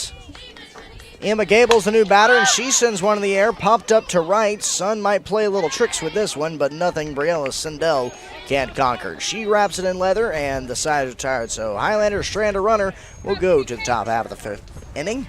Chad, you want to take us out? Yes, sir. Today's coverage of Highlander softball being presented in part by a couple of our new partners. Georgia Signs and Print, proud sponsors of our Player of the Game Award. Georgia Signs and Print, they're for all of your printing needs. No job too big, no job too small. Best part about Georgia Signs and Print, there's no minimum order requirement. So if you literally just need one of something printed, they can do it for you. Fantastic customer service, locally owned and operated, fastest turnaround time. Georgia Signs and Print. Be sure to find them on Facebook today. And Eric, one of the coolest things about our Player of the Game Award is we also get to give out a free meal with our Player of the Game after every single contest. And that meal is being presented by Mama's Kitchen here in Barnesville. I've had a chance the past couple of weeks to stop by and eat over there with Thomas and Angie. And oh, man, the Neanderthal pork chops, the Wild Bill burger. Yesterday I had the C3 burger. You ready for this? Brisket on top of Angus beef on top of bacon. Oh, goodness. With a house barbecue sauce, some french fries, and I feel like I'm leaving something out. What am I missing? Brisket, Angus beef, bacon. There was 4. I'm missing one. Oh, man, they're gonna cancel. Watch. I'll think about it. But, man, the burger was fantastic. Locally owned people here in Barnesville, right on Highway 41.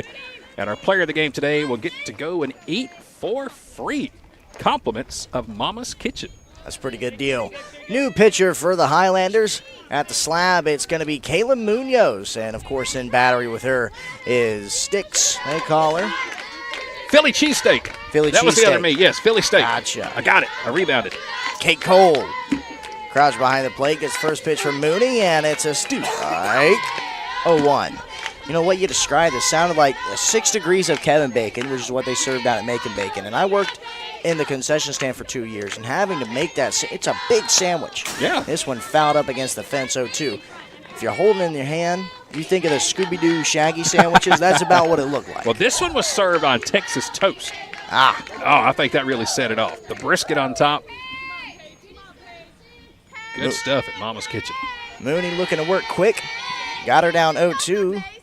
Third pitch of the sequence is inside for ball 1. Mooney twice this year has been named the Conference Pitcher of the Week. Struck out 13 in our last broadcast here last week against South Georgia State. This is Paige Hendricks, new batter. 1-2 pitch. Got her swinging. Strike 3. Munoz registers one as it's foul tipped into the mitt, and there's one away. Good squeeze by Cole behind the plate. One of my favorite interviews I've done so far this year with the Highlander softball team has been with Mooney and Cole. Had a chance to interview both of them at the same time, and Kate Cole, she is a character. Yeah. Swung on and missed for strike number 1. You know, I don't know if she still does it, but Cole would carry around 2 sticks in the clubhouse. Still does. Yeah, okay. So she carries not around missing anything. She carries around 2 sticks in the dugout and bangs them together to cheer them on. She didn't do too much of that in the tournament, but I always would peek over and she would be there doing this. You know, I always thought she was nicknamed Sticks because she's number 11. Has nothing to do with the number on her jersey. 1-1 misses down and in for Mooney. She seriously collects sticks. Yep. Will go out in the woods and find sticks she likes and collects them. Mm-hmm. Listen, it's something totally unique, and that's why we do the interviews we do. 2-1 is popped out of play. Right off the tree, it'll find its way through. 2-2 now. Maya Carlson at the plate from Byron, Illinois, out of Byron High School for Rock Valley, wearing number 0. Munoz looking for her second K. 2-2 pitch. Upstairs. She'll have to do it with a full. What are your thoughts on the 0 in sports? I know a lot of people hate it. A lot of football coaches can't stand it, don't think it ought to be a number that should be worn. I like the number 0. I like 00 better. 3-2, laced right into the mitt of Emma Gable for out number 2. That's why they call it the hot corner, Chad. Yeah, good play by Gable. She had 5 putouts at third base last week in our South Georgia State broadcast and made several stops on tricky hops right on top of the bag. That one a little easier, no hop to have to worry about, but great reflexes down there at third. Up at the plate now is Diamond Blomel. This one a bunt. Over is Gable. Bare hand pickup, can't find it. So it'll be a bunch single for Blomel. See, I jinxed her. It's all on me. You can Sorry, Emma. Sorry. Throw the commentator's curse at Chad. Right. God almighty. We'll go to the top of the lineup. Here's Faith McLean. Always works that way, don't it? You talk good about somebody and, Sorry, Emma. There was a game I had recently where I had 3 straight commentator curses, and I was just like, I told my partner, I was like, okay, I just need to shut up. I just need to stop talking. It Just let it roll. Let it roll. What a good day at the office. So when you guys are at Piedmont, are y'all doing live video too? Or Yep, audio? sure do. Okay, We're on cool. YouTube. Nice. Throw down to second base by Cole as it skips into center field, but it's backed up well by Rollins. Yeah, they have some of the best athletic communications and the office itself, the website, Cool. how it runs, the YouTube, everything like that, all run by Danielle Percival. She's incredible at her job, a great boss. And I'm not just saying this for a raise.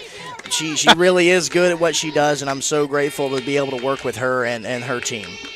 1-1 is Sky out of play. It'll be a 1-2. It's okay to ask for a raise. You know that, right? I don't think they'll let me because it's all of the it's under the state rules. Unfortunately, Gotcha. Well, dang it. Never hurts to ask though. It could. 1-2 for Munoz. That one lined out of play. I've always said you don't know if you don't ask. That's true. You never know. You just cannot be afraid to be told no in life. I mean, you got to ask. And you're going to get a lot more no's than yeses throughout life, by the way. So just be prepared, yeah. But it's fine, because all it takes is one good yes. 1-2. This one lined up the middle, a base hit. This is going to score a run. Up with it is Rollins. Now she boots it, but luckily no further advancement. So RBI single in for number 23, it looks like. That was a change. It was Blomley that was who scored, yeah. Yeah, that was Faith McLean. I thought Faith McLean got you're on good. somehow. Diamond Blomley scores from second. So Molly Cable stands in.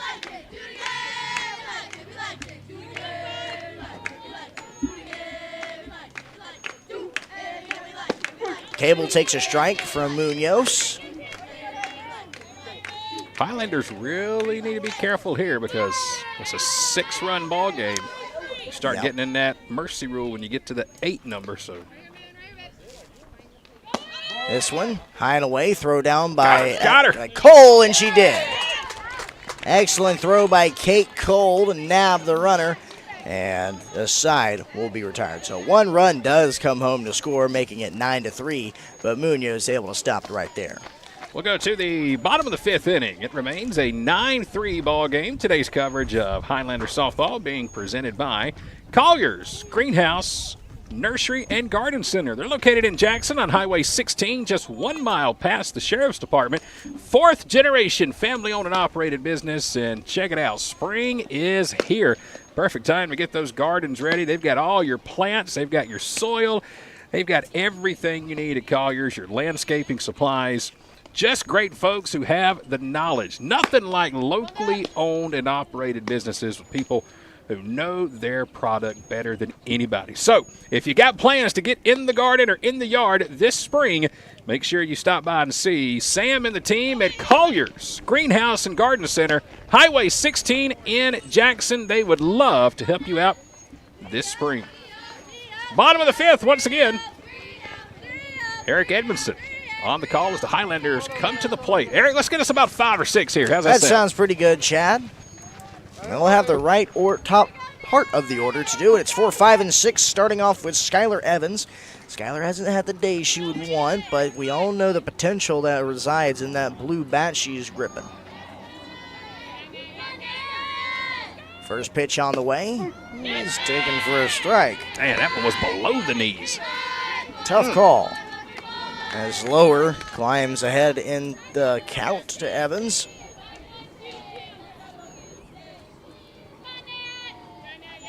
Skylar, ready to protect and fight, and that one rattles the fence. 0-2. So when I was here last week, not once, not twice, but 3 times, we had some comebackers, and it knocked our camera off the mount. I know all about that, Chad. I had to do the exact same thing. Thankfully, one of the parents were here to help me. 0-2 pitch. Good take by Evans to see it inside. And she'll look to battle back in the count, ball and 2 strikes. I had a couple parents help me in my time here with the camera, because it's not fair. You have to get up constantly, fix around. Right, you're trying to call the game. I was over there the whole time to the right of us. 1-2 pitch, and that one's down in the dirt. Good hold up by Skylar. So I had to walk from about where the on-deck circle is all the way over here, fix the camera. Sometimes I'd still be on mic, so I'm just having to walk and call at the same time. All just so to make sure that I don't have a piece of the chain link in front of the camera. Yep. I feel the pain. 2-2 pitch on the way from Lower. Good fight here by Skylar as that one's right off the back bar. And we'll do it again. So we got the luxury to be set up right behind home plate here for softball, and we can run on a 6-foot cable. So it's not terrible. But over at baseball, we're off to the side of home plate because of the way the stands are, and we have to run on about a 40-foot cable and climb about 12 feet in the air to replace all the stuff. 2-2 is down in the dirt. 3-2. That's where your talented broadcasters are. Call the game, play-by-play, don't miss a pitch, climb a 6-foot ladder, 6 feet in the air, fix the cable, fix the camera, and don't miss a piece of the action. Oh, man, that sounds like the dream, honestly. I would love to do that. 3-2 to Evans. Skylar lines one into the right center field gap. That's going to be in for a single. Plug in the gap is Diamond Blomel, and she'll fire it in. Good piece of opposite field batting there for Skylar on a full count. Good start for the Highlanders. A leadoff single here in the bottom of the 5th inning. It's 9-3. Rock Valley got 5 in the first. They got 3 in the second, and Beagle shut them down nicely in the 3rd and 4th before they were able to put one skinny number on that scoreboard there last at bat. Allie McGee stands in. First pitch on the way from lower is popped up on the infield. Ball's got a lot of spin, but it will eventually parachute into mitt of the third baseman. That's Molly Cable. No sunglasses, by the way. Better than me, man. I couldn't do it. I'm sitting under a tent behind home plate, and I've got sunglasses on. Good play by Molly. Didn't phase her a bit. Matter of fact, looking around the infield right now, I don't see a single player for Rock Valley with sunglasses on. Well, the sun's pretty much at their back at this point. Kate Cole takes a big swing and a miss. First at bat for her. Taking over the spot of Faith Southern. Kate Cole coming to us out of Jones County High School in Gray, Georgia. Former Jones County Greyhound. 0-1, 0-2 now. You know, we talked about the softball chants earlier, and the one they have going for Kate right now, it took me about a month to decipher exactly what they were saying, and it's such a mouthful. I don't know how they continue to say it over and over. It's a tongue twister. Cole looking to fight back. 0-2 is well outside. The one thing I'll give the softball chants credit, especially all the teams, is when you're getting blown out in a ball game. I mean, it's like 16-2 or 14-1, and they're still chanting like it's, coming down to the last at bat. Well, in softball, it can change so quickly. Well, that's true. The You're tables right. can turn in an instant. 1-2 pitch on the way to Kate. She's off the hands. Up with it is Vendetti, and she can't hang on to it. Had it in her mitt, but it escaped under her. It was a really good attempt by the backstop for the Eagles. But lucky for the Highlanders, they'll get another swing on it. I'm sure Cole can appreciate that effort. Catcher on catcher there. Diving attempt, though, by Vendetti. Had it in her glove, just lost it on our way down. Great hustle, though.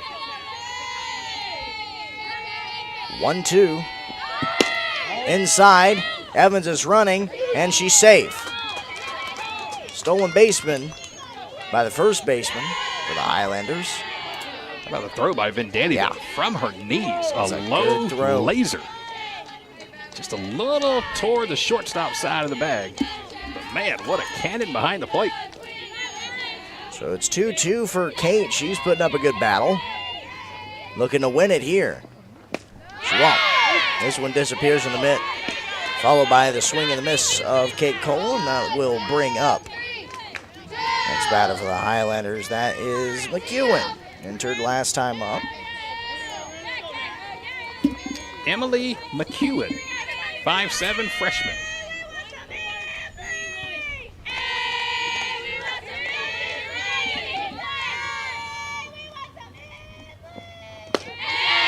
Swing and a miss. 0-1 now.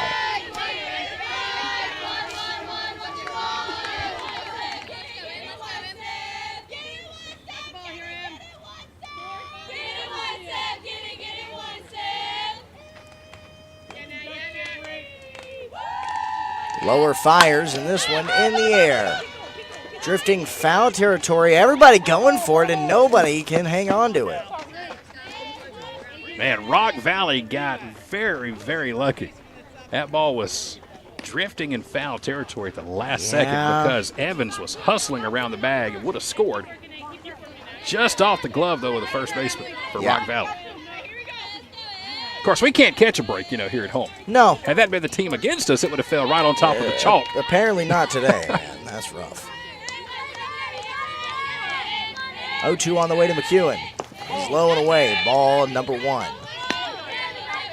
Chad, we mentioned it earlier, and if you want to look at my wristwatch right now, you'll see some unfriendly particles appearing just from sitting here. Yeah, that big fat ring you got in your hand is going to need some good cleaning.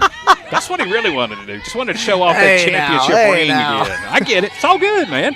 1-2 pitch on the way. Off the end of the bat, this ball had a chance, but making a great diving effort is Avery Naring. And she almost stumbles hustling off the field. So the Highlanders strand a runner. Leadoff single by Evans, all for naught, as we'll go to the top of the 6th.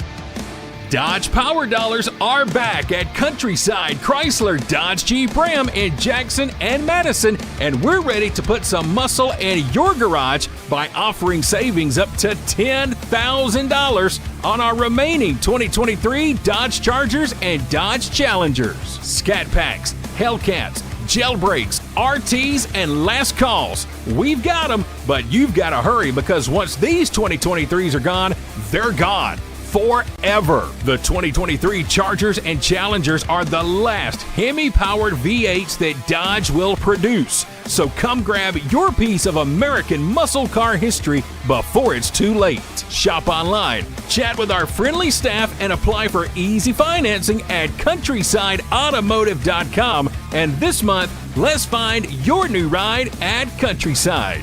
I-75 exit 205 in Jackson and I-20 exit 114 in Madison. Welcome back to Barnesville, Gordon State College. We're live today for Highlander softball presented by Advanced Roofing and Interiors. As we welcome you back to the ballpark, I'm Chad Feltman with K13 Media, joined again today by Eric Edmondson. As we go to the top of the 6th inning, nice to have Eric back at home. 9-3 ball game. Munoz back out on the rubber. First pitch on the way is high and outside. And that's going to be ball 1 to Molly Cable. Molly is the third baseman batting in the number 2 hole. Top of the 6th and a 9-3 ball game. Here's the 1-0. Swung on and missed. A lot of good spin by Mooney on that one. And it evens the count at 1-1. Perfect day for softball here in Barnesville. Right at 80 degrees. 1-1, swung on and missed. Good rise ball there from Munoz. High and tight, and it's 1-2.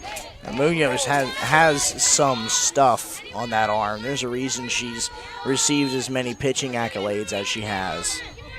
She's ahead in the count, 1 ball and 2 strikes. Here's the pitch, comes inside. This one hit off the fist, out towards center field, over the head of Rollins. It's going to one-hop the fence. Rollins will get it in quickly, but it's going to be a leadoff double on a 1-2 count by Molly Cable. Sends it to straightaway center.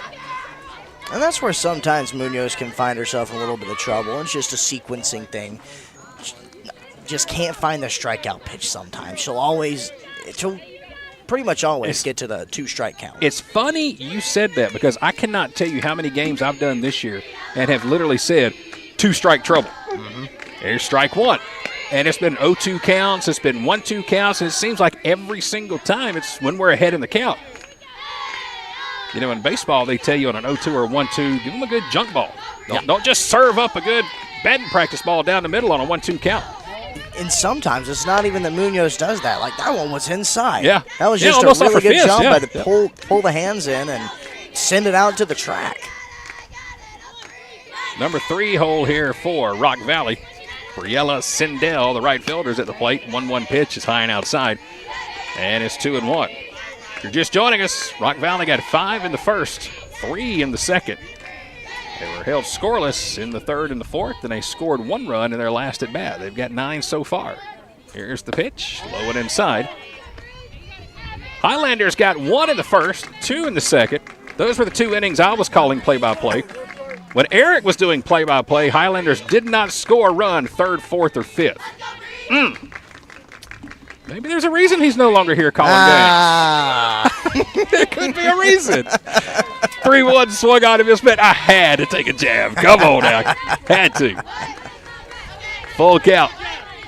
Runner at second. That's Molly Cable. Payoff pitch. Here it comes. Foul right back to the fence. And we'll see another 3-2. I mean, the numbers don't lie, Eric. If you look at the scoreboard, 0-0-0. 3rd, 4th, and 5th. Well, the Eagles have 8 runs in your tenure. That's true. To my 1 run. That's like, see? There you go. There you go, Eric. Very nicely done, sir. Payoff pitch coming. Again, fouled off to the backstop. That's something my wife would have said. She would have come back with something like that, too. Just a great day at the ball field. Wish the score was a little better for us, but 9-3. Top of the 6th. All it really takes is 1 good inning. I mean, it's just 6 runs. That's it. And in softball, that's nothing. No. Another payoff. Here it comes. Swung on and missed. Mooney went upstairs. Strike 3 call. Sindel chases ball 4. And that's going to be the first out here in the top of the 6th. Runner at second. And it's going to bring up the first baseman, Emma Kruger. A walk, a double, and a ground out to short. First pitch, another spin on that one. Little low for ball one. It's such a hard thing to do in baseball and softball, is to continuously climb the ladder with heat. That's what Munoz does so well. She's able to elevate that heat, and especially on the 1-2, you can't really put contact on it, especially in softball where you are capable of throwing a rise ball. Snap throw back to second by Cole is not in time. The runner's back with a head first dive. 1 ball, 1 strike, 1 out, runner at second. Top of inning number 6. Munoz in the circle. Checks the wristband. She's ready. Here comes the 1-1. Comes back inside, and again is fouled out of play to the right. Scatters the fans. You know, if you catch that, it's a free souvenir. Used to always be a free Coca-Cola back in the rec ball days. Oh, yeah? Because when you're at the rec department and you got 4 fields going at one time, you would take the foul ball back to the concession stand, and they would trade you out a free Coke or a Dr. Pepper or something for the foul ball. That's a good deal. 1-2 swung on and missed. Another strikeout by Mooney. A lot of the rec departments actually got to, I say a lot, of course, I'm from Jackson. The Jackson rec department, as if like I've been around the whole world, you know. They would actually number their balls. They'd put it just a Sharpie, a 1, 2, 3, or 4, what field it came from. Huh. And if you brought it back to the concession stand, you'd get the free drink. They take the ball back to the field. Little incentive program. McLean comes to the plate. First pitch is fouled out of play. Go get it, Eric. There's your drink right there. Oh, all right. I'll be back in a second. I wish I could say Lamar did the same. Well, they might have, but I can't remember. All the time I spent in the rec department, I was on a field somewhere. Grace McLean, the DP, batting in the number 5 spot with 2 outs here in the 6th. 0-1 floats up there, and it's too high for ball 1. McLean today a single in the first and a 2-run double in the second. She grounded out to Emma Gable in her last at bat. Down to third base. 2 down. Runner at second. Here comes the 1-1 from Mooney. Swung on and missed. Good inside heat. And that'll bring the count to a ball and 2 strikes. Mooney trying to strike out the side here in the 6th. She has set down Sindel and Kruger after the leadoff double by Cable, who stands at second. Here's the pitch, and she'll do just that. Foul tipped into the mitt. And Mooney strikes out the side here in the top of inning number 6. Down go the Eagles. A leadoff double. But they cannot cash it in. They'll strand the runner at second. We'll go to the bottom of the 6th. It remains a 9-3 ball game here at Gordon State College. Dedication, compassion, and integrity.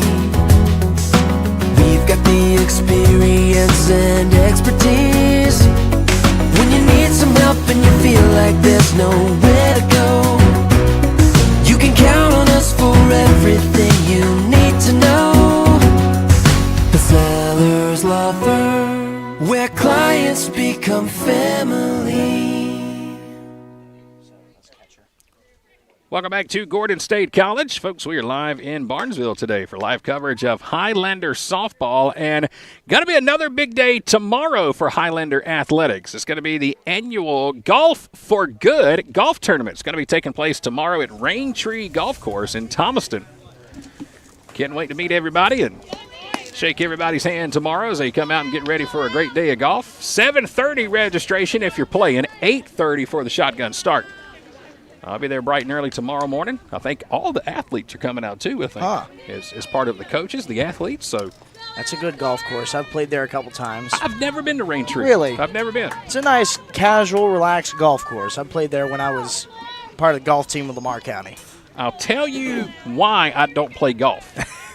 And it's not because I'm terrible at it, which, by the way, I am. Love putt-putt, but regular golf. So back when COVID was around and, you know, everybody was pushing get outdoors and keep your space. Well, all the golf courses were wide open. I mean, they were the one business that was, you know, still doing very well. If we go to the bottom of the 6th, Anna Baldwin's at the plate. First pitch swung on and missed. So I'm out there with my buddies. We're at Morgan Dairy Golf Course. Okay, first hole, I kid you not, Eric. I hit my tee shot, which, by the way, was terrible, like a ground ball to shortstop. Yep. Okay, really didn't even have to get on the golf cart, but we did. Here comes the 0-1. High and outside. It's 1-1. I go to get on the golf cart after swinging one time, one shot. And I guess I wasn't paying attention. I hit my head on the golf cart so hard, I knocked myself backwards like a dead bug on the tee box. Here comes the 1-1. This one grounded foul over to the Gordon dugout. Heads up, ladies. And I swear I'm laying on my back after just one shot. I seeing stars, and I was so upset, so mad I didn't even finish playing. That was my venture into golf. I understand that completely. Oh, Morganberry. One swing, and I'm done. That first hole at Morganberry, I don't know why, but it collects ground balls. It'll kill you, too, if you're not careful. Yeah, apparently, yeah. Give you a concussion, knock you on your back. And I was just getting on the golf cart. 2-2 count, nobody out, nobody on. We're in the bottom of the 6th. Anna Baldwin is at the plate. Here comes the pitch. Upstairs, and there's ball 3. Full count. New pitcher into the ball game here for Rock Valley. Got a lefty out there. Allison Hassett out of Herscher High School in Herscher, Illinois. Sorry, not a lefty. A payoff pitch, low and inside, and it's going to be a leadoff walk to Anna Baldwin. Second time she will draw a walk today. Highlanders have been able to draw walks all throughout the game, but haven't been able to find that big hit, and we can't wait anymore. As Yogi Berra would say, it's gotten late early, and you're in the 6th inning. That's the 5th walk given up today by Rock Valley pitching. It'll put Baldwin on at first, and it's the bottom of the order. This is the center fielder. This is Kendall Rowlands. It's Sydney Knight coming in. I'm sorry, Sydney Knight. Beg your pardon. Thank you. All-tournament MVP last year. 3 home runs in that tournament, I believe. First pitch to Sydney. She was trying to hit one out of the ballpark on that one. There's one thing about Sydney that everybody knows, and that she's going to come up there and swing. Again, last week in Game 1 against South Georgia State in a 4-4 ball game, bottom of the 7th. More on that after this, outside. Sydney came to the plate after South Georgia State intentionally walked Skylar Evans with first base open. They wanted to take their chances with Sydney. She made them pay. Walk-off grand slam in the bottom of the 7th to give the Highlanders the win. Here's the 1-1 pitch to her. Hits this one out toward right field. It's going to get all the way to the fence. It'll one-hop the fence. Sydney around first. She's going to get all the way to second. Baldwin going to round third, and she's going to come in and score with no throw. RBI double, pinch hit double by Sydney Knight. Another run for the Highlanders. Makes it a 9-4 ball game. All right, Chad, you win. You got me. They were just waiting on me to get back on the mic. That's all it was. That's all it was. No, you good can't. Piece of hitting for Sydney. You cannot sleep on Sydney Knight. No. She might strike out a good bit. She might have a wild chase. But if she makes contact with one, you're going to be looking for something because you might be seeing stars. Reagan Waller will step into the box for the second time. First pitch is a strike. Got a pitch hit single back in the 4th inning, batting for Emma Smith, who got the start in right field today. 9-4 ball game, bottom of the 6th. Here's the 0-1, swung on and missed, and it's 0-2. One thing I can tell you about Hassett, boy, she has got some heat. Hands down, the harder of the 3 pitchers today so far for Rock Valley. Her fastball is moving. She's ahead 0-2 to Waller. Here's the wind and the pitch. Went outside, just a little off the plate. And it's something you don't see a lot of in baseball, but I'm learning, Eric, you see more of in softball, a left-handed catcher. Yeah. Here into the ball game for Rock Valley. I can't tell you the last time I've ever seen a left-handed catcher in baseball. Rec ball, college, high school, or the pros. 1-2 is low and outside, and it's going to even the count at 2-2. Usually if you're a left-handed catcher, they just stick you at first. Right. Or you DH. Yeah. Woo, look at the hands there. Good catch. Cough a lineup card flying out of the table with one hand, no look. Is that a lineup drive? Oh, nice. 2-2 count. Waller digs in. Here's the wind and the pitch. Fouled out of play off to the right. I went a mile, didn't it? Got a good piece of that one. Need to square it up a little bit. Highlanders trying to fight back in this one after dropping both games yesterday on the road at Gaston College. 9-4. We're in the bottom of the 6th. Nobody out, runner at second. 2-2 count to Waller. Here it comes. Swung on and missed. Breaking ball. Yep. Passer got her to chase it way out in front, and it's another strikeout. So Waller will go down swinging. First out of the inning. You love to get at least 2 more here. You're at the heart of the lineup. You got a runner in scoring position already. Gable's on deck. You got Arnold in the box. You love to get at least 2 here. Give yourself a punching chance in the bottom of the 7th. See what Abby can do. First pitch is a fastball outside, and it's ball 1. Abby Arnold batting second, a single, a walk, and a strikeout. Her 3 times to the plate today. Sydney Knight is the base runner at second. Had an RBI double that scored Anna Baldwin. 1-0 is high and outside, and it's 2-0. Another different uniform combination today for Gordon State. White tops with the blue pants. When we were here last week, they were black on black. And it was hot. It was like 77 degrees that day, and they broke out for the first time the black on black. 2-0 pitch. Here it comes, way upstairs.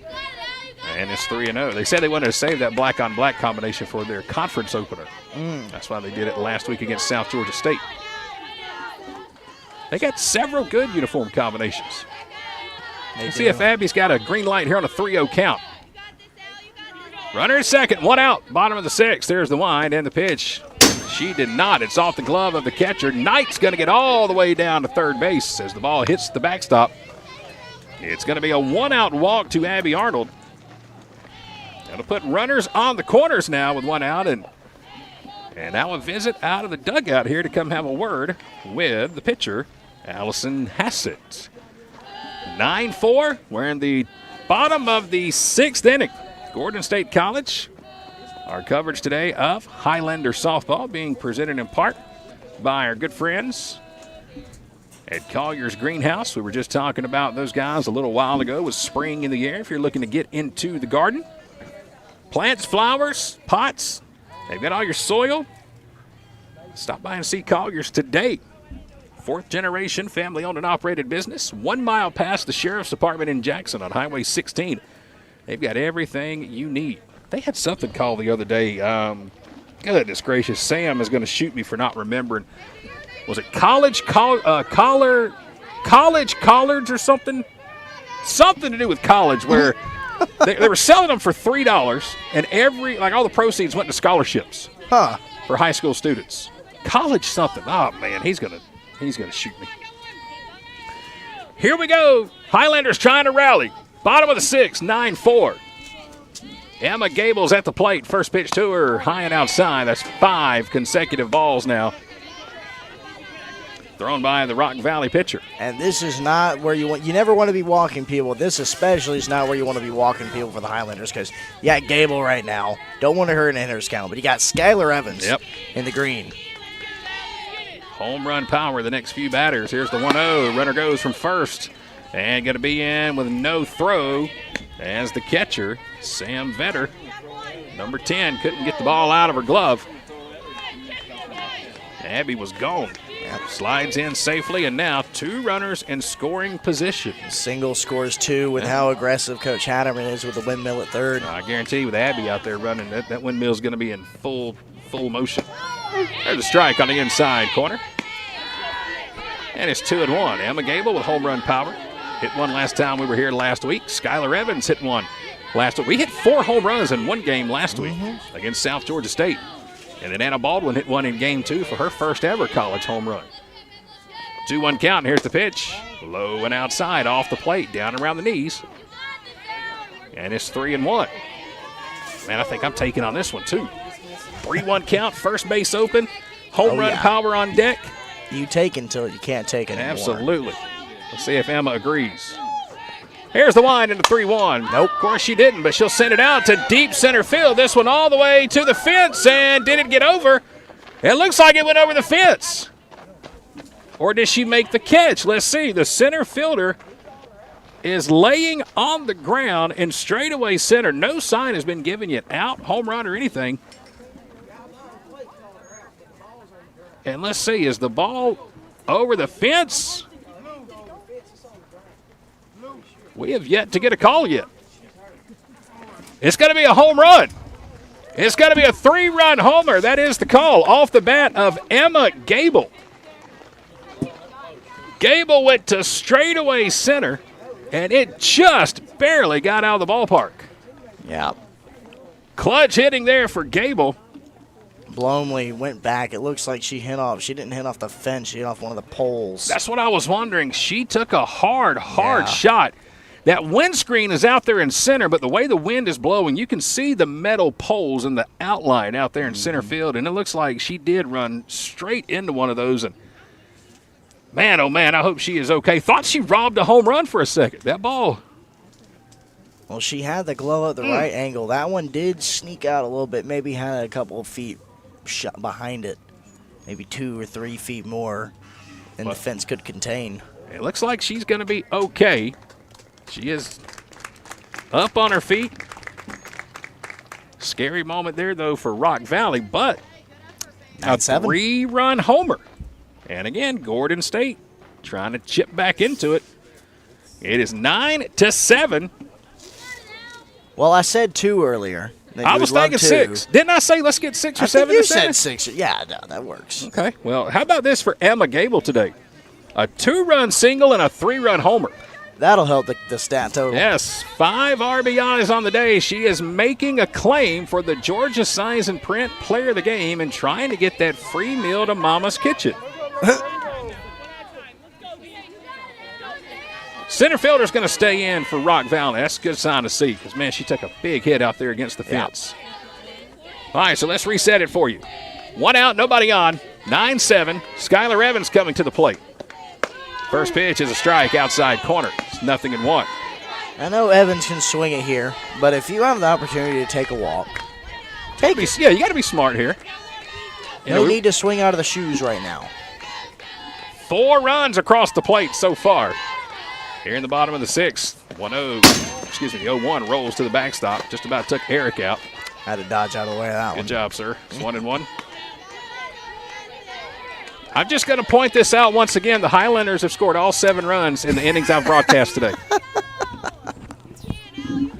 Just going to throw it out there, Mr. Edmondson. Not these allegations. Nobody on. 1 out. Here comes the 1-1 pitch to Skylar. There's a strike at the knees on the inside corner. Skylar today batting in the cleanup spot. A strikeout, a ground out, and a single her last time to the plate. She was able to find the gap on that one, too. Take another one of those here. 1-2 count. Here comes the pitch. Low and inside, and it's 2-2. She's definitely seen the ball a little bit better in her last 2 ABs, this one included. So I guess you would say her last 3. That first one, she just looked out of sorts. Allison Hassett is the pitcher. There comes the 2-2. Grounded foul. Good job by Skylar to sit back on that breaking ball. Rock Valley has owned Gordon State all day with the changeup. But Skylar was able to sit back. She didn't get fooled on that one. And she'll stay alive and see another pitch. Skylar Evans at the plate. Allie McGee in the on-deck circle. 9-7. Bottom of the 6th. Here comes the pitch. It's outside. Excellent take. Fastball, outer half. Evans took it. I believe the count's 3-2. I don't see anybody working the scoreboard right now. It shows 1-2, but I believe we got a full count. See what Hassett wants to go with. She'll check that wristband. Here it comes. This one popped up. Shallow center. But the shortstop will try to make the play, and it's going to pop out of the glove of Maya Carlson. In and out. Looked like it hit the palm of the glove. It just hit it and bounced right out. That's exactly what happened there, Chad. So Evans is going to reach on an E6. And now the tying run will come to the plate for Gordon State. Allie McGee. 1 out, bottom of the 6th inning, and a 9-7 ball game. Hassett's ready. First pitch, high and outside, and there's ball 1.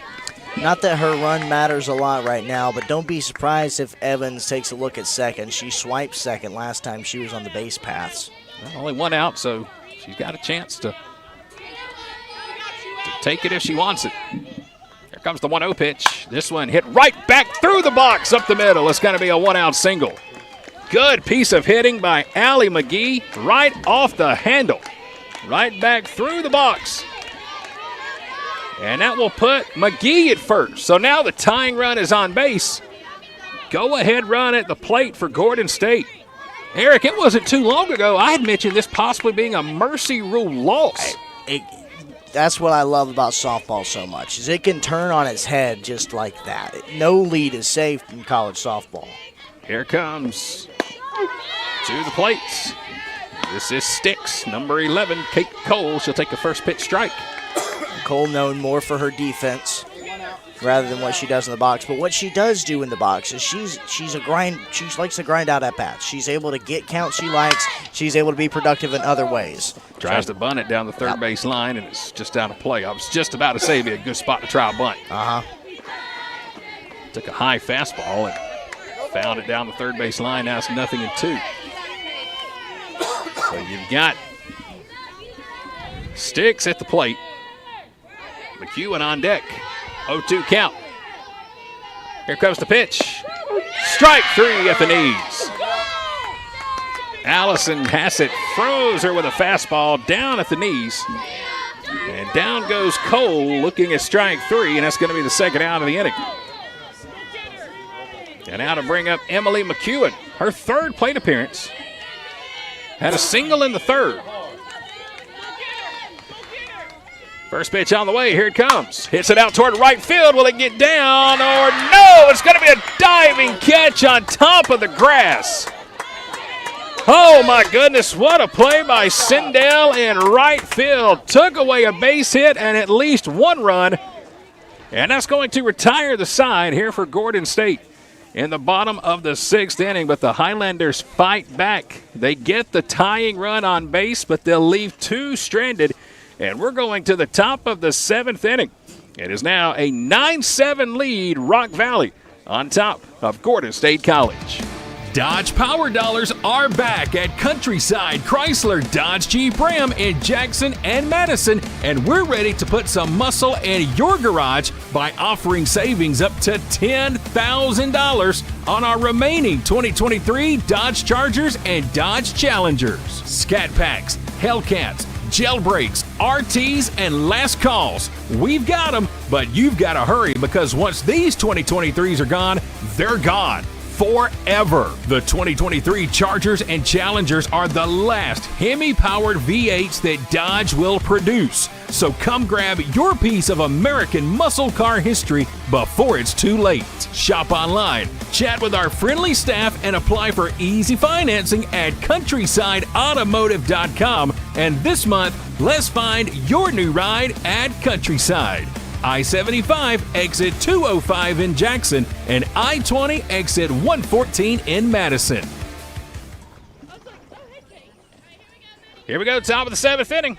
It's a 9-7 ball game. Highlanders just got 4 in their last at bat to cut the deficit to 2. As we go to the top of inning number 7. Munoz back out there to pitch. And coming to the plate is going to be Sam Vetter, number 10, who checked in as catcher. Left-handed batter at the plate will take a first pitch strike. McKenna Cole checks in right field, so the outfield defensively is Waller. In left field, looks like there's might be another change here. Well, either a change or I think Coach Alley may be checking to see if Rock Valley's batting out of order. Yeah. And I believe it's the number 6 spot in the book I've got right here. It should be the spot of Vendetti, who was the catcher. So this is the new catcher. Yep. So Kendall Rollins is checked back into the ball game is what it is for Gordon. Yeah. So okay, but this is the number 6 spot in the lineup. Sam Vetter, the catcher, new catcher, batting for the former catcher, Christine Vendetti. 0-1 count. Mooney's ready. Here's the pitch. Outside corner. Take it for strike 2. Good spot by Mooney. Struck out the side last inning. Not the first time, and it won't be the last time for Munoz. No, absolutely not.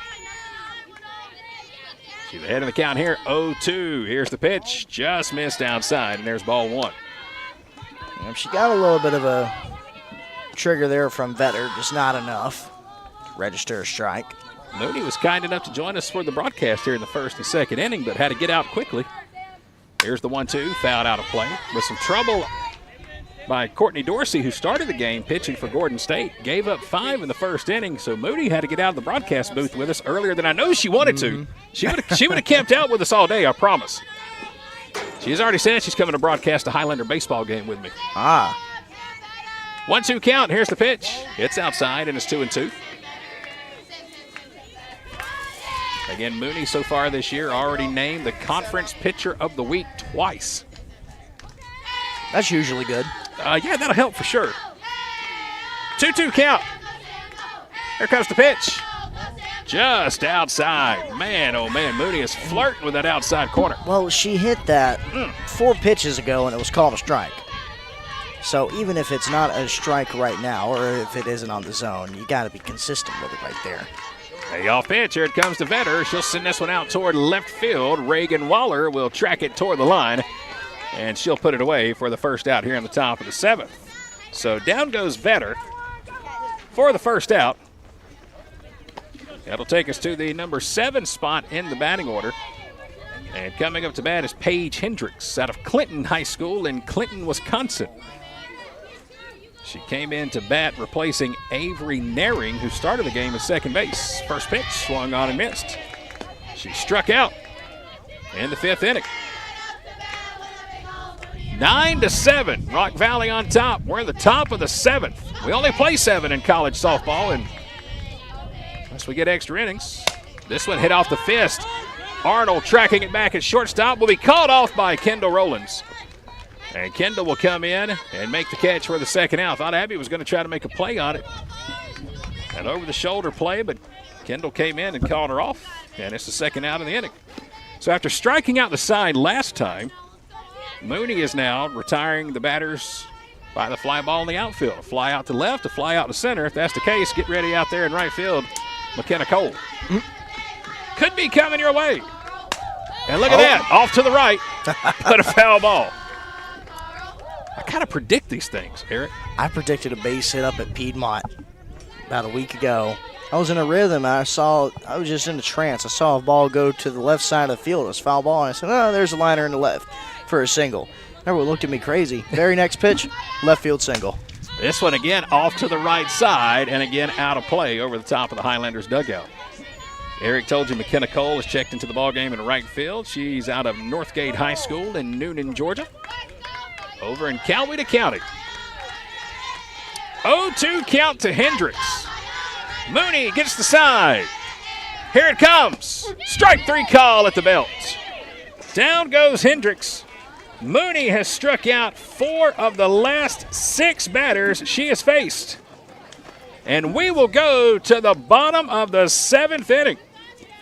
It is a 9-7 ball game with Gordon State coming up. Need 2 to tie, 3 to walk it off and send us home a winner here tonight in Barnesville. Dedication, compassion, and integrity. We've got the experience and expertise. When you need some help and you feel like there's nowhere to go, you can count on us for everything you need to know. The Sellers Law Firm, where clients become family.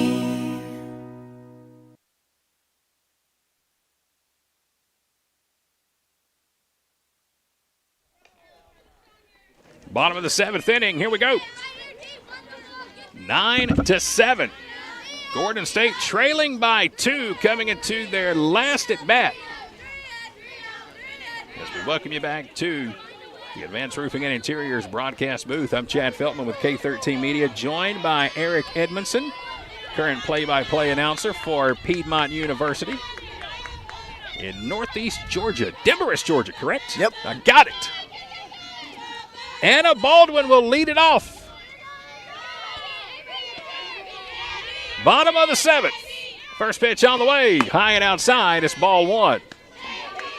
Hopefully my streak can stay alive. This is my 4th inning calling play-by-play. Eric did the middle 3. Highlanders have scored 7 runs. They've scored all 7 in the 3 innings I've broadcast today. Let's just keep it going. How about that? There's Sounds good to me. Yeah, ball down low. Nothing personal or anything, man. A win's a win. Maybe the magic just ran out. It's a 2-0 count to Baldwin. 2 walks and a strikeout today to Anna. She's batting in the number 8 spot. So we'll have the 8-9-1 batters starting it off here in the 7th. There's the 2-0. Yeah, there's a strike right down the middle. It's 2-1.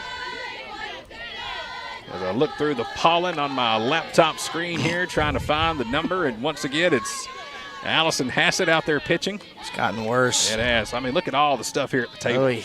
All of our equipment's black. Well, it started black. Now it's yellow.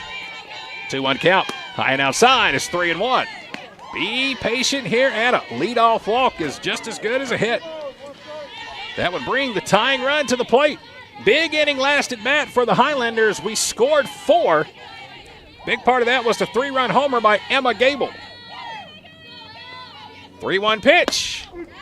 Oh, my goodness. High strike inside above the belt. Oh, man. Anna shook her head. That's a tough one. Thought it was ball 4, but, man, Hassett got bailed out of that one, and the count's full at 3-2. Nobody on, nobody out. Bottom of the 7th. Here comes the wind and the payoff pitch. Grounded right back up the middle off the glove of Hassett. Could be trouble. Throw to first is just in time. Good recovery by the shortstop, Maya Carlson.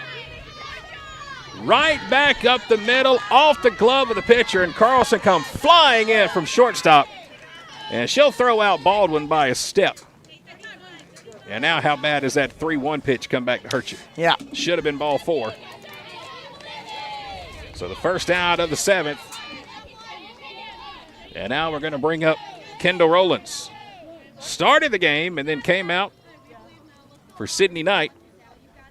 Sydney had a RBI double in her pitch hit appearance. Kendall today 1 for 2, a single in the 2nd, struck out in the 4th. 1 down, nobody on. Bottom of inning number 7. Don't forget, after the game, we will give out the award for our Georgia Signs and Print Player of the Game. That winner will also get a free meal to Mama's Kitchen here in Barnesville on Highway 41, just past Ingalls. Stop by and see Mama's Kitchen this weekend. Ribs, pork chops, steaks, burgers, Philly cheese. Oh, their Philly cheesesteaks are great. Oh, man. Miss those. There's the 1-0. Foul tipped into the mitt. There's strike 1. One of the coolest things about Mama's Kitchen, too, man, there's $7 lunch specials every day. Yep. And it actually includes a drink. Mm-hmm. Don't find that much these No, days. they make you tack on the drink for extra. They trick you. $7 gets your meal, a side, and a drink at Mama's Kitchen. Rowland shows bunt down to first base line. That one popped up and hit her. Yeah. And she'll come back and see a 1-2 pitch. Again, Highlanders in action Saturday. Going to be down in Tifton for an afternoon doubleheader. Conference play. We'll see ABAC on Saturday afternoon. ABAC sitting at 14-8 on the season. They're currently 1-1 in conference play. The Phillies, you said, right? Yep. Good couple of programs down there at ABAC. 1-2 pitch is in the dirt, and it's 2-2. They Highlanders had to beat them last year in the semis to get the chance to play in the finals. So they're a tough squad. And it seems like they get better every year with baseball and softball. 2-2 pitch, here it comes, way upstairs, and another 3-2 count. Back-to-back batters now have run the count full. Number 9 spot at the plate, Kendall Rowlands, top of the order on deck. 3-2 count. Allison Hassett rears back. Here's the pitch. Swung on and missed. High fastball. And down goes Rowlands for out number 2. So back-to-back batters run the count full. And now it's down to the last hope for the Highlanders. Reagan Waller will check in. She'll hit in the leadoff spot. 3rd time to the plate. Single and a strikeout. 2 down, nobody on. First pitch to Reagan is upstairs around the letters, and that's ball 1.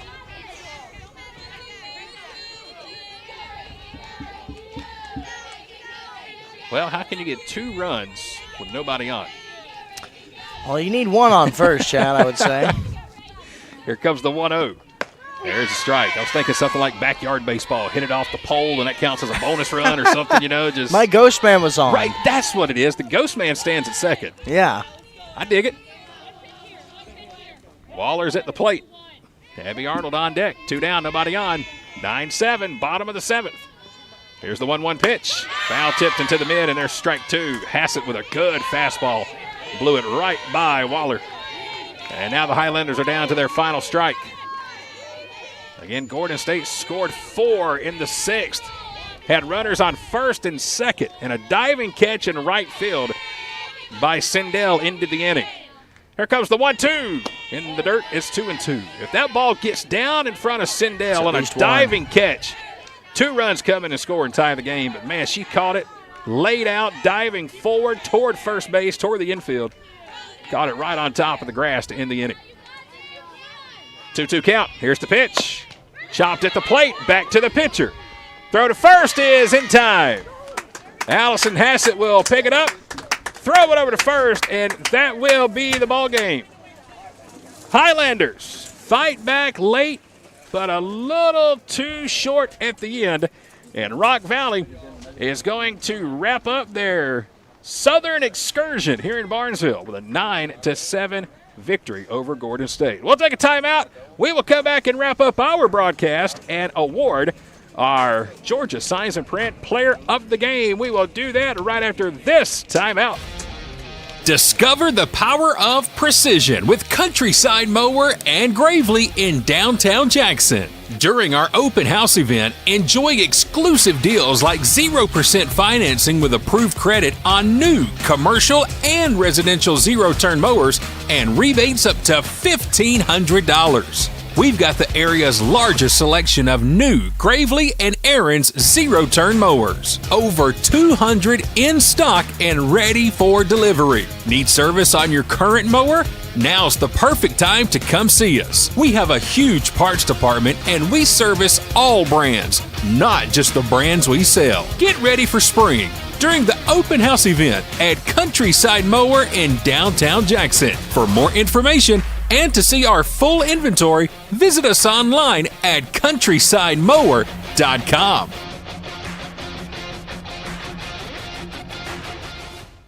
Dedication, compassion, and integrity. We've got the experience and expertise. When you need some help and you feel like there's nowhere to go, you can count on us for everything you need to know. The Sellers Law Firm, where clients become family. Welcome back to Gordon State College in Barnesville. We have a final here this evening. Rock Valley will win the ball game by a score of 9-7 as we come back and wrap it up. Our coverage today being presented in part by our good friends at Collier's Greenhouse, Buckner's Family Restaurant, and Advanced Roofing and Interiors. And for the last time this afternoon, we will check in here inside the Advanced Roofing and Interiors broadcast booth. Glad to have you on the broadcast today. I'm Chad Feltman with the blue hat. This is Eric Edmondson here. Eric, the former play-by-play announcer here at Gordon State College, was here with the teams all last year. He is now handling the play-by-play duties for Piedmont University. Yes. In Demarest, Georgia.